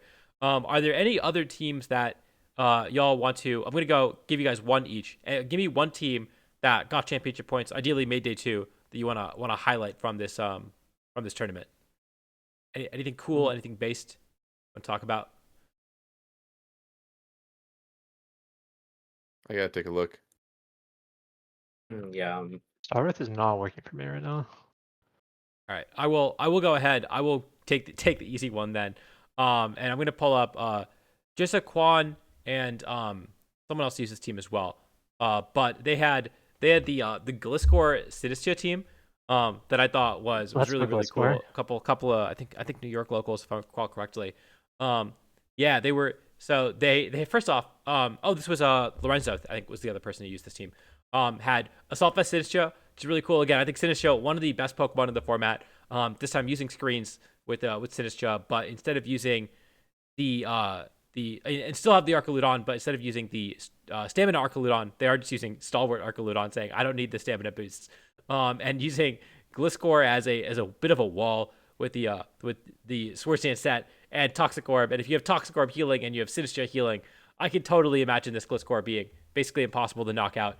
And so I think this team is super cool. I'm a little unfortunate to see neither of them make top cut from day 2, but it is really cool to see both these guys make it to day 2 with Gliscor.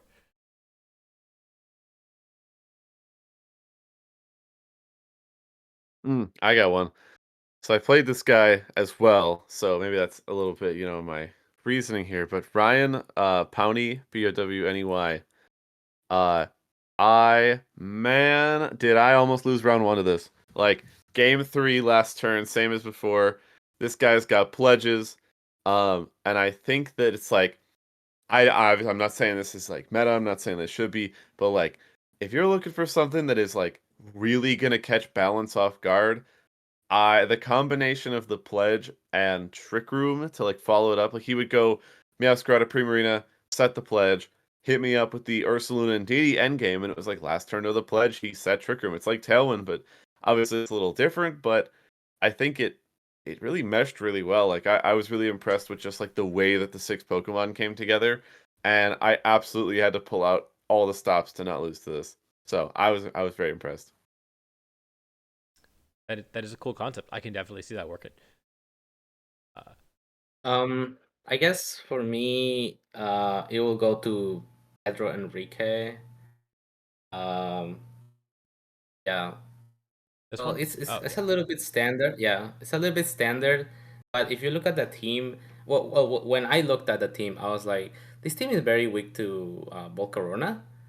But then he brought his Armarouge, which completely walls in my Volcarona and also gets rid of my boost with Clear Smog.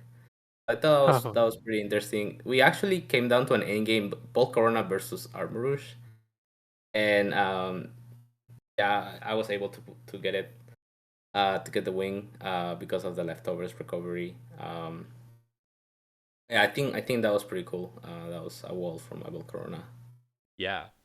They didn't want to run Haze on Dragonite, so they put a whole other Pokemon on their team. I guess that makes sense. The expanding force, no indeedy. I mean, I kind of get it, right? It really is just like it's the anti-jank tech, right? You hate a couple specific teams and you put the Pokemon that beats those specific teams on the team. But Yeah. that's fun. All right, Michael, any standout teams that you wanted to highlight from this tournament? I'll go with Jim Sullivan's team. I believe they're the last player in top 32, bubbling into top 32. They have a lot of cool options on this team. They have the Hisuian Zoroark, which we haven't seen much of, Hisuian Arcanine, which we also haven't seen much of, Parapsychic on Archaludon, which I can only assume is a tech specifically for NDD male, plus Sneasler. I think that's pretty cool. It's a Terra type that we've seen a little bit on like Amoonguss, but on this team it's on Archaludon. Love me some Terra Psychic, of course. But yeah, it's just, I mean, other than that, it's like the other pieces are more or less standard rain pieces, but does have some cool stuff. Yeah. Zoroark with Ursaluna, I think, is especially funny because not only do they not have like a bunch of things that you necessarily want to like, namely that Zoroark is immune to fighting, but also you're sitting there and you're like, well, if it's an Ursaluna, it's just click and protect, right? It's obviously click and protect, so you really don't want to attack it. But if it's a Zoroark, I mean, it's gonna mess me up.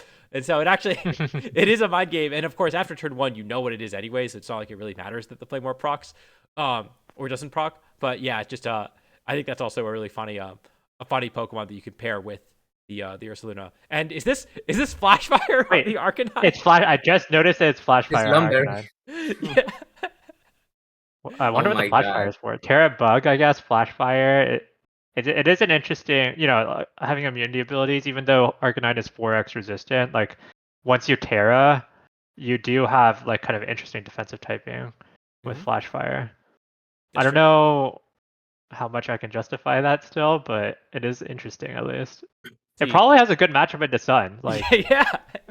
For sure. Marco's glad he dodged this guy. I wonder what the Wow. lumber is for. Is it specifically for Sneasler? It's got to be for for jump off too, right? Is if you really hate jump off. Yeah, Jumpluff and Sneasler kind of like a catch, like catches both, especially with Terra Bug. Like, they want to die claw you when you're Terra Bug, so then the Lumberry can kind of bail you out in that situation, I guess. Especially if you're Terra Bug and then you hit them with a Phobos and you can E-speed it afterwards. Like, I could kind of see it a little bit. Yeah, it's kind of cool. I mean, hey, you want the 1-mon Sun counter? We got it right here. All right, and so with that, that's gonna wrap it up from the Latin American International Championships. Next up, we've got to talk about the regional this upcoming weekend. I hope you had plenty of time to team build after looking at all these cool teams, had some inspiration, and will have a chance to surely you've broken the format in this last week and are ready for another regional and ready to beat all of these teams that we just highlighted. So this weekend we have Sacramento regionals. Michael, I know you'll be there defending your crown. Daniel, Ashton, either of you guys going to Sacramento? No. Nope. Very reasonable. I know it's pretty far away from East Coast, and also, man, traveling from Brazil to Sacramento would have been exhausting, I'm sure. So, yeah. So, it just looks like we don't have caster information. Oh, we do. We got Evan Lott, Scott Clausa, Dewey Ha, Aaron Zhang, and Gabby Snyder. So Aaron going directly from Brazil to Sacramento. It looks like this is hype. This is a fun cast of talent as well as per usual. Always love it when we get the old heads. We got Evan, Scott, Dewey, Aaron. They're all old heads. It's an entire old head cast. This hype. So that'll be fun. Looking forward to this. I think that I will probably be doing some content about this tournament, restreaming it or rewatching it or something like that, because I will not be there. I don't have much going on this weekend. So look forward to that. Make sure to follow Twitch, Tub Nation TV on Twitch if you want to watch us talk about, analyze the games. It should be a good time. Rooting for all the tubbers out here. And let's see, we got the past regionals in this area. So I gotta pull those up. So we usually have a NorCal regional once a year. We started out. We have our Alex has pulled up all the past regionals. I have not looked at these yet, so I'm gonna surprise myself here. but we have San Jose regionals for a while in 2016 and 2016, 2017. This was the advent of Tapu Fini. Tapu Fini was not really used in this format for the first month, and then Inosh came out of nowhere to show everyone that actually Tapu Fini is quite strong. And has been commonplace ever since it's been legal. This regional, of course, some players to note. Gavin still not allowed to play. I've heard he might be at Toronto regionals, but that is what I've heard. Not going to be at Sacramento, and so missing out on California players. You don't have to worry about it. The greatest California player is not going to be in town. Mitchell, I believe, is also a NorCal player. I got to imagine he'll be there. I don't know if he still plays. I think so. I want to say I think so. Yeah. Mm-hmm. And then the rest of the top 8, I know Gary was at Brazil, so I imagine he will also be there. He's a Seattle local. And then the rest of the players in top 8, I don't know if they're attending. I don't know who they are. Obviously, I know who Aaron is. Aaron, of course, commentating in this regional. I don't know the rest of top 8. I don't recognize them. It's possible Gary isn't going to this. I know some, like Zach Dro mentioned that, just doing the LAIC directly into another regional pipeline is like quite difficult. It's just like travel wise. So I'm not sure if Gary's going to be attending. So as a heads up, I guess. All right. Yeah. Just keep this in mind because you will be picking a smart money for at the end of this. So gotta think about who's been doing well at NorCal regionals or just in general. And then the next year we had I do my bad beat story from this. Not even bad beat. I just do my story for this every time.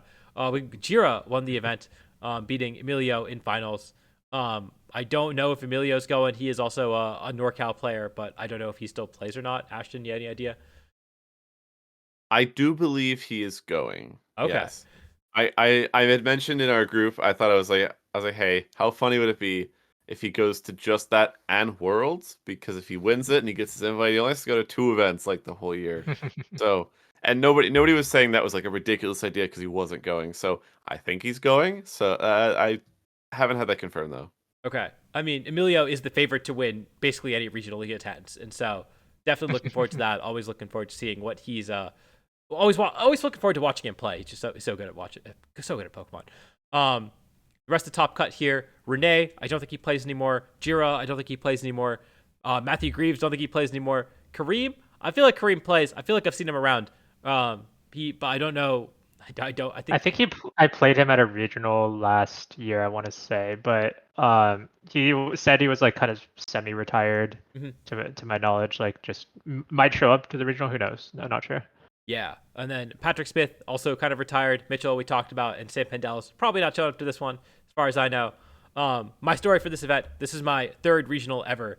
I remember I beat Alberto Lara, was my first big win at a regional. And I remember I was X1 going to the last round, and I see my opponent, and I get the pair down in the last round. So it should be theoretically the easiest match possible, right, for the win in at my 3rd regional. I'm so excited.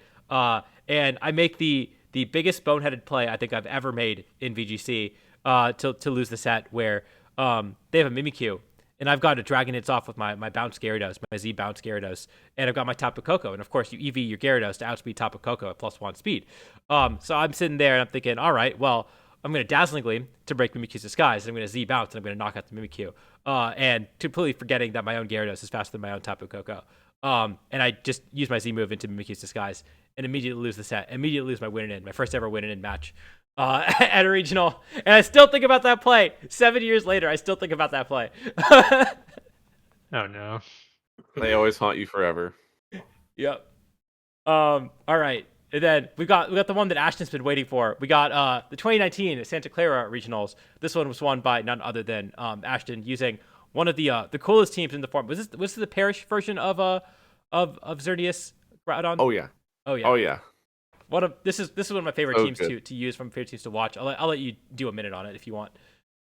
I was gonna say yeah. So I definitely, it's one of those you guys don't know exactly what I mean by this, but it's like I built that team, but it was very very strictly based on Underhill's team. Like I absolutely put it together myself. It was all my EVs, all whatever. But like I cannot even for a second say that I came up with the idea. I know that I will always put myself Same thing. I'll always put myself in definitely the top Parish players of all time because I was like super hard Parish mode. Zern's there is like a last resort. You fight Yveltal, something weird. Uh, but I will always be like Underhill has been one of my inspirations and one of the guys that I specifically going to this event. I think I saw him at EUIC using it, and I was like, that's like that. So I literally just kind of like looked at what he was doing, looked at some of that stuff, and adjusted accordingly. And I will say I think I got a little lucky versus Burns. I do remember it was some stuff with speed ties between Gengar and Crobat. I don't remember, it was a while ago. But yeah, it was a good event. I definitely was very happy to get this as I think this happened after Memphis. Yeah, because that was Moon Series or something. It was earlier in the year. So yeah, it was my second uh regional win in the same year. So it's really really cool. I miss this format. I think about this team a lot. Yep. I missed this format too. Greatest format of all time. Don't at me. And then so yeah, we got Justin Birds coming in at second place. We got Jeremy Rodriguez, who is playing again. I saw him at Latin American Internets. Is he coming to this event? Not to this one. No, he's hanging out. I'm like, oh, Jeremy, can I convince you to go to EUIC? And he was like, no, maybe. I'm like, okay, he's not gone. He's not gone. So still working on that one, but I think at best he's just going back to events for fun. He's probably, especially with the top 75, he's like either I win it or I'm not going for an event. I like my invite. So Yeah, he's definitely not going to this one. I can guarantee you that. makes sense. Yeah. So moving along, we see Renee. Again, we see a lot of Latin players coming up to California regionals. I'm curious if we're going to see that again, given that Latin American Internets has just happened, right? It is one of the cheaper places to fly to from Mexico, and from Central America, but also, yeah, it's a lot of travel in just a couple of weeks. So something to normally look out for at California regionals, but this time maybe less so. And then, yeah, moving on, we see Nate Monroe in Top Cut. We see N Xiao in Top Cut, Will Marks and Bingji. I don't know how many of them we're going to see at these events. I don't know if any of them still play. I did see Nate at Vancouver, so I think he does still play. But I don't know if I expect to see him at. I don't know how much he plays anymore. So that is 2019. Let's see which other ones we got. We got Fresno 23. This one I remember because I was there. This one was won by none other than Emilio Forbes, who will be somewhat smart money, I'm sure, for this event. This one a little more recent, right? Reg C. Emilio going undefeated. No, he didn't go undefeated. He lost a round in this one. Just one round, just one. In this tournament, beating Gavin Michaels in finals. So maybe the two best California players out there. The Zach Thornberg, Riley Factura in Top Cut. I guess Riley's also out there for greatest California player. No longer a California player. See Chuppa, we see Kalen, we see Alberto also up there. Man, California's got a lot of good players. And Len coming off of his Top Cut at the Latin American Internet is presumably going to this one as well. So a lot of big names here in Top Cut of this event as well. Then, last but not least, we got Sacramento 2024. And this one was won by none other than Michael Zhang, the reigning, defending, undisputed Sacramento regional champion, Michael Zhang. Yeah, maybe we saw some of these Pokemon do pretty well at Latin American Internet. We saw Tyranitar do okay. We saw Arcanine do okay. We saw Komoa do okay. We see in the run back. Yeah, I'm gonna run back the same team, exact same team. Exact same team. Don't worry about same team. Don't worry about the Fluttermane. Don't. The Fluttermane will be a Misdreavus, and the bundle will be a Delibird. Don't even worry about it. Oh yeah, and if you win the regional with that, team. Looking at some of the other players, we mentioned Riley again. I don't know if he's attending or not. I know he's moved out to the East Coast, so I'm not sure how much he gets back out here. Raghav will be attending, as far as I know. Usually one of the best California players. Surprised he hasn't top cut more. They haven't top cut more of the NorCal events. I know they won one of the SoCal events. Shane Gaffney, Andrew Ding, Alberto Lara, once again consistently in Top Cut. Brian Collins, another California player. If you're going to Sacramento, you better be ready for the Cali Sci Spam. I feel like there's just a contingent of Sci Spam players out there in California. Always do well. And then Aaron Brock rounding out the top cut. And who is that in 9th place? Do I know that guy? I don't think I know that guy. He's out on the pod. He doesn't count. All right, so that is the preview for Sacramento. I don't have a ton more to say about Sacramento as a city. Don't think I've ever been there. I don't know if any of y'all want to talk good or bad about Sacramento before we do smart money. Any thoughts about Sacramento as the city? I will say, as a city, it was one of the weaker regional cities I've been to.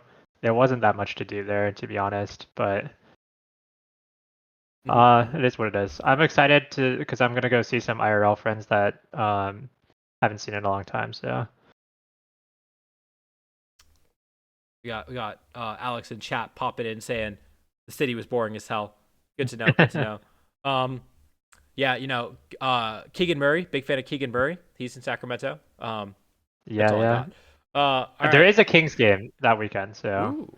I think I saw Abai was trying to offload a ticket if he was trying to go to the Kings game, or trying to find someone to go to the Kings game with. Reach out to him.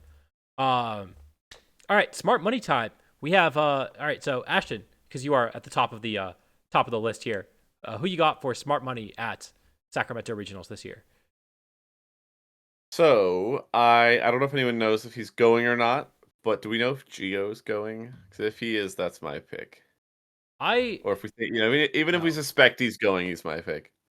It would make sense, but he was in Brazil, so I don't know. I know that, like we were saying, the back-to-back is a lot, but I know Brazil didn't go exactly as he'd planned. I think he got like 66th. I want to no chance of bubbling in, but I want to say I saw a tweet. Someone in chat might be able to correct me if I'm wrong. I want to say I saw a tweet that he said he was done with Reg Age, but I'm not certain. Okay. Well, I don't know. I feel like he's out for vengeance. I think he's gonna go anyways, even if he says he's not. All right. I'm putting it down. I feel like he's going. I feel like it's close by.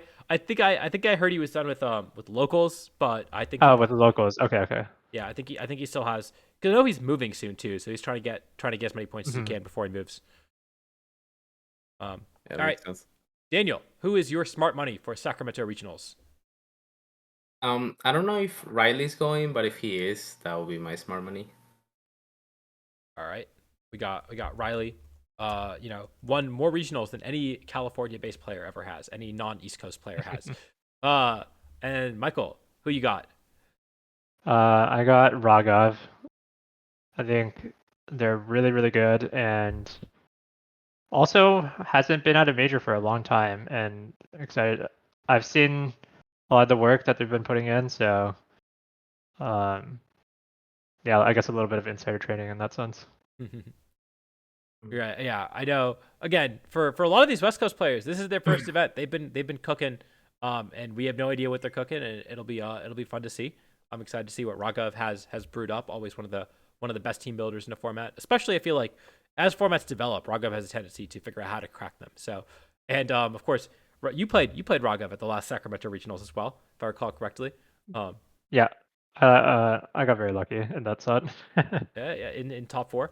Yeah. And so I was really hoping someone would pick Emilio so I didn't have to pick Emilio, but and I could pick Alex instead, but I will pick Emilio because he is the smart money. I mean, how can you not bet on Emilio at any event he goes to? I mean, God, he is. He lost one round at the last NorCal regional. I mean, it's crazy.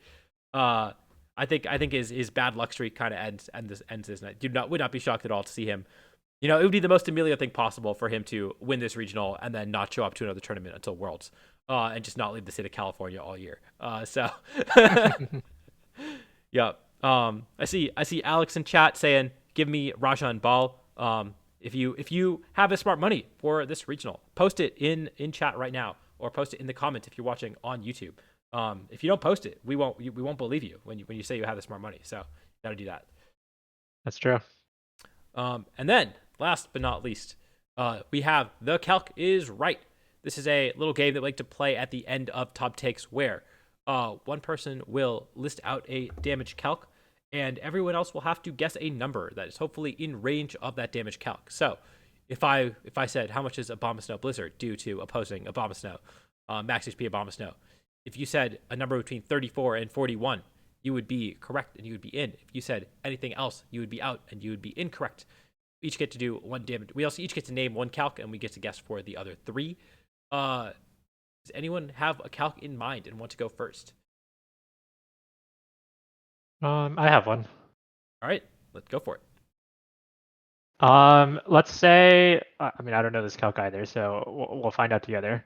Let's say that you're leading P2 into Jump Fluff Charizard, and how much does the Sun boosted overheat from Timid Charizard do to 252 HP P2 with Force Buff?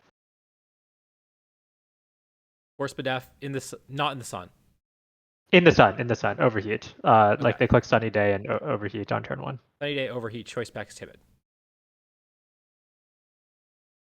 All right, I have a number. I have a number too. Yeah, I think I got it. Okay, let's go with Daniel first. I want to say 95. Okay, Adi. I'm in the same range. I think it's our roll to kill, so I'm going exactly 100. And Ashton. I was gonna say the same thing, so I'll go 101 because I think it's gonna be more chance to kill than not. All right, let's plug it in. We got choice specs. We got timid in the sun from this. We got overheat, and we got a Porygon 2. This is not a very bulky Porygon 2. It's just 252, 4, and oh my god, this murders if you don't have any bulk investment. Oh wow. 119 to 140. Holy, Wow. that is strong. Yep. It says get out of here. No chance. Oh man. I wonder what the Porygon 2 set that's like more traditional bulky set. It's still knocking out pretty consistently. You could theoretically EV to live it, but you'd have to probably be calm to live it consistently. Even then. Yeah. Wow. That is Yeah, just a calm is- nuke. That's crazy. Calm also just like is no longer really that popular nowadays with like Terra Blast now being like such a potent offensive option. So with downloads, so it's gonna be very hard for you to make a Porygon 2 that lives that overheat. Yep. All right. Who Okay. who else has a calc? Anyone ready? I have one. Let's say you have Dragonite versus Baxcalibur. You both Terra. But of course, Baxcalibur is faster, so Scale shots your Dragonite first, but your Terra Fairy, of course. And you Scale shot. I'm sorry, but your Terra Steel. So the Scale shot goes off. The Baxcalibur is at -1 Terra Ghost. How much does a Scale shot from Dragonite does to that Baxcalibur? 4 hits, I assume. Let's do 5 hits. 5 hits. 5 hits to Yeah. -1 Bax Terra Ghost. For 4 HP Baxcalibur? Yeah. Okay. I got a number. Yep. I've got a an idea. number. All right, let's go. Michael first. I think it's a roll to or it'll barely not pick up at 4 hits, and I think it'll pick up cleanly at 5 hits. So I'll go like 105. Ashton. I think it's gonna be a little lower on this one, so I'm gonna go like 95. I think it's gonna get it on a roll, but I'm gonna go 95. I feel like it's knocking out, and I think it's knocking out like, I don't want to say comfortably, but I do think that it knocks out more often than not, if not always. So I'm gonna go 108. All right, let's plug it in. So we got Dragonite with the Terra Steel loaded dice set. Scale shot. I think Michael is correct. I'm gonna plug it in, But I'm not that sure. And then we got Baxcalibur with the fast skill shot loaded dice at -1 defense with the Terra, and the skill shot is doing with 5 hits. It's doing 104.7 to 125.6. So it looks like it is pretty consistently knocking out. If you are if you've got that -1 and you get 5 hits, if you get 4 hits, it looks like it might KO. Is that right? Yeah, it's a I had think- plug. so Yeah. I think we're Michael, you both nailed in it, there. right? You said it was a roll to knock That's out. 63, I think. What did you say, Michael? What was your number? 105. I said 105. 105. Okay, so you were in there and I was in there, and Ashton was Yeah. underestimating Dragonite's damage Whoa, output, whoa. maybe overestimating. Max Caliber's bulk. I've never tested Dragonite, I'll be honest. So It's only scale shot is such a deterrent. yeah. It's only the that's true. It is very annoying to have to click that. All right. Ashton, do you have a calc in mind?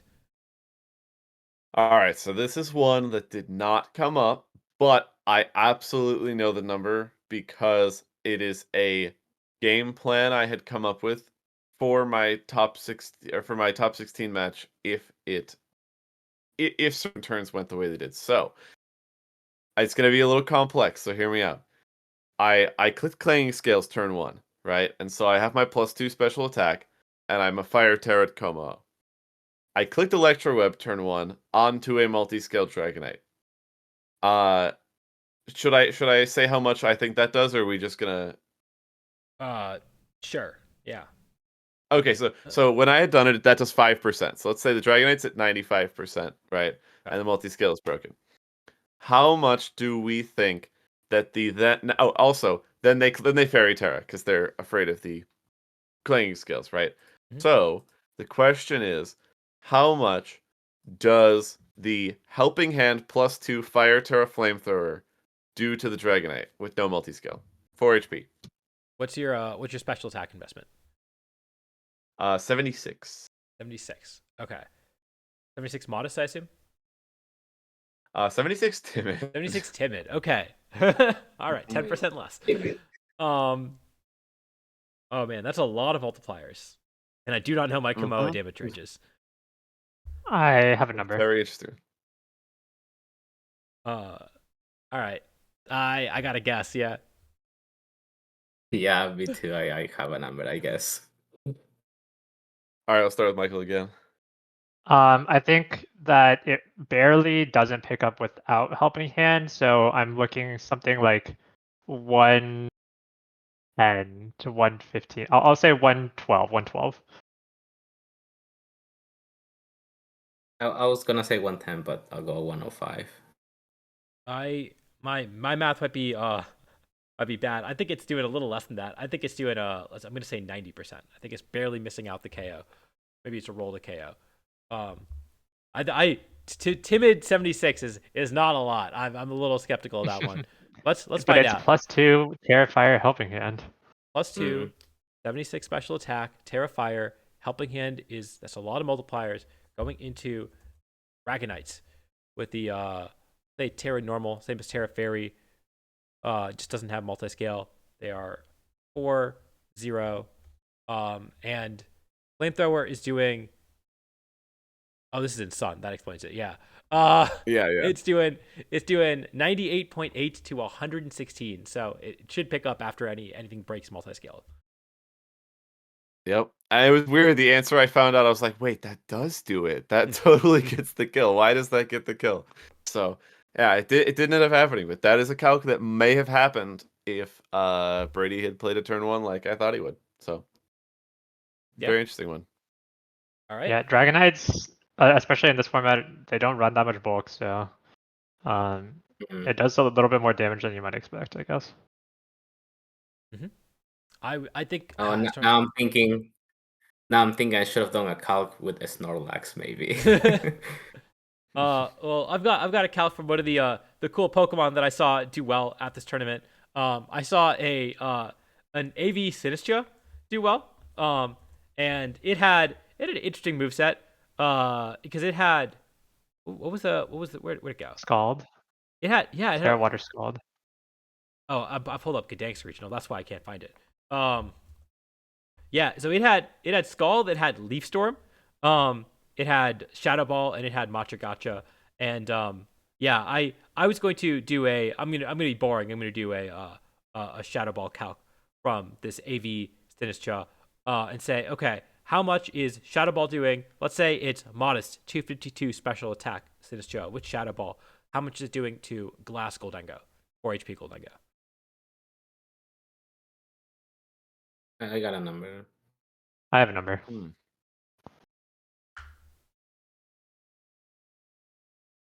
All right, I have a guess. All right, Ashton, what do you think? I'm thinking I'm gonna be really disappointed, and so I'm gonna say like 85. I'm gonna say you missed the KO after their life orb. All right, Daniel, what do you think? I think it does get KO, so I'm gonna go with 100. With 100? And Michael, what do you think?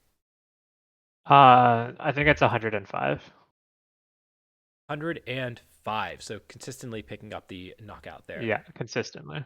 All right, let's see. 252, Modest, Saltfest, going into the Glass Goldengo with Shadow Ball, just a move I have not seen on this guy in so long, and that's with Helping Hand. And we see it does pick up the knockout most of the time, not all the time. But yeah, y'all were pretty much all in range, except for Ashton, I guess. 95.7 to 114, just barely out of there. Yeah, picks up the knockout more often than not. So yeah, you live the Shadow Ball back, even if they're Life Orb, even if they're choice specs. Yeah, okay, that's pretty cool. I was a hater, Oh yeah. I guess. Oh yeah. Yeah. Seneca is incredibly like not that weak in the special attack side. No, it has 121 special attack. It's got a hefty number. I really did not realize that. I mean, it's 121 special attack stat, but that is like, Yeah. that's damage. That's real damage. Yeah. All right. So with that, let's I'm gonna wrap it up here. Thank you guys all for coming on the channel and coming on Top Takes. Really appreciate it. And congratulations on your runs this past weekend. It was really cool to watch. Michael, good luck at Sacramento Regionals this weekend. I hope you defend your title. And if you guys missed any of this podcast, you can watch it on YouTube tomorrow. !YT in chat.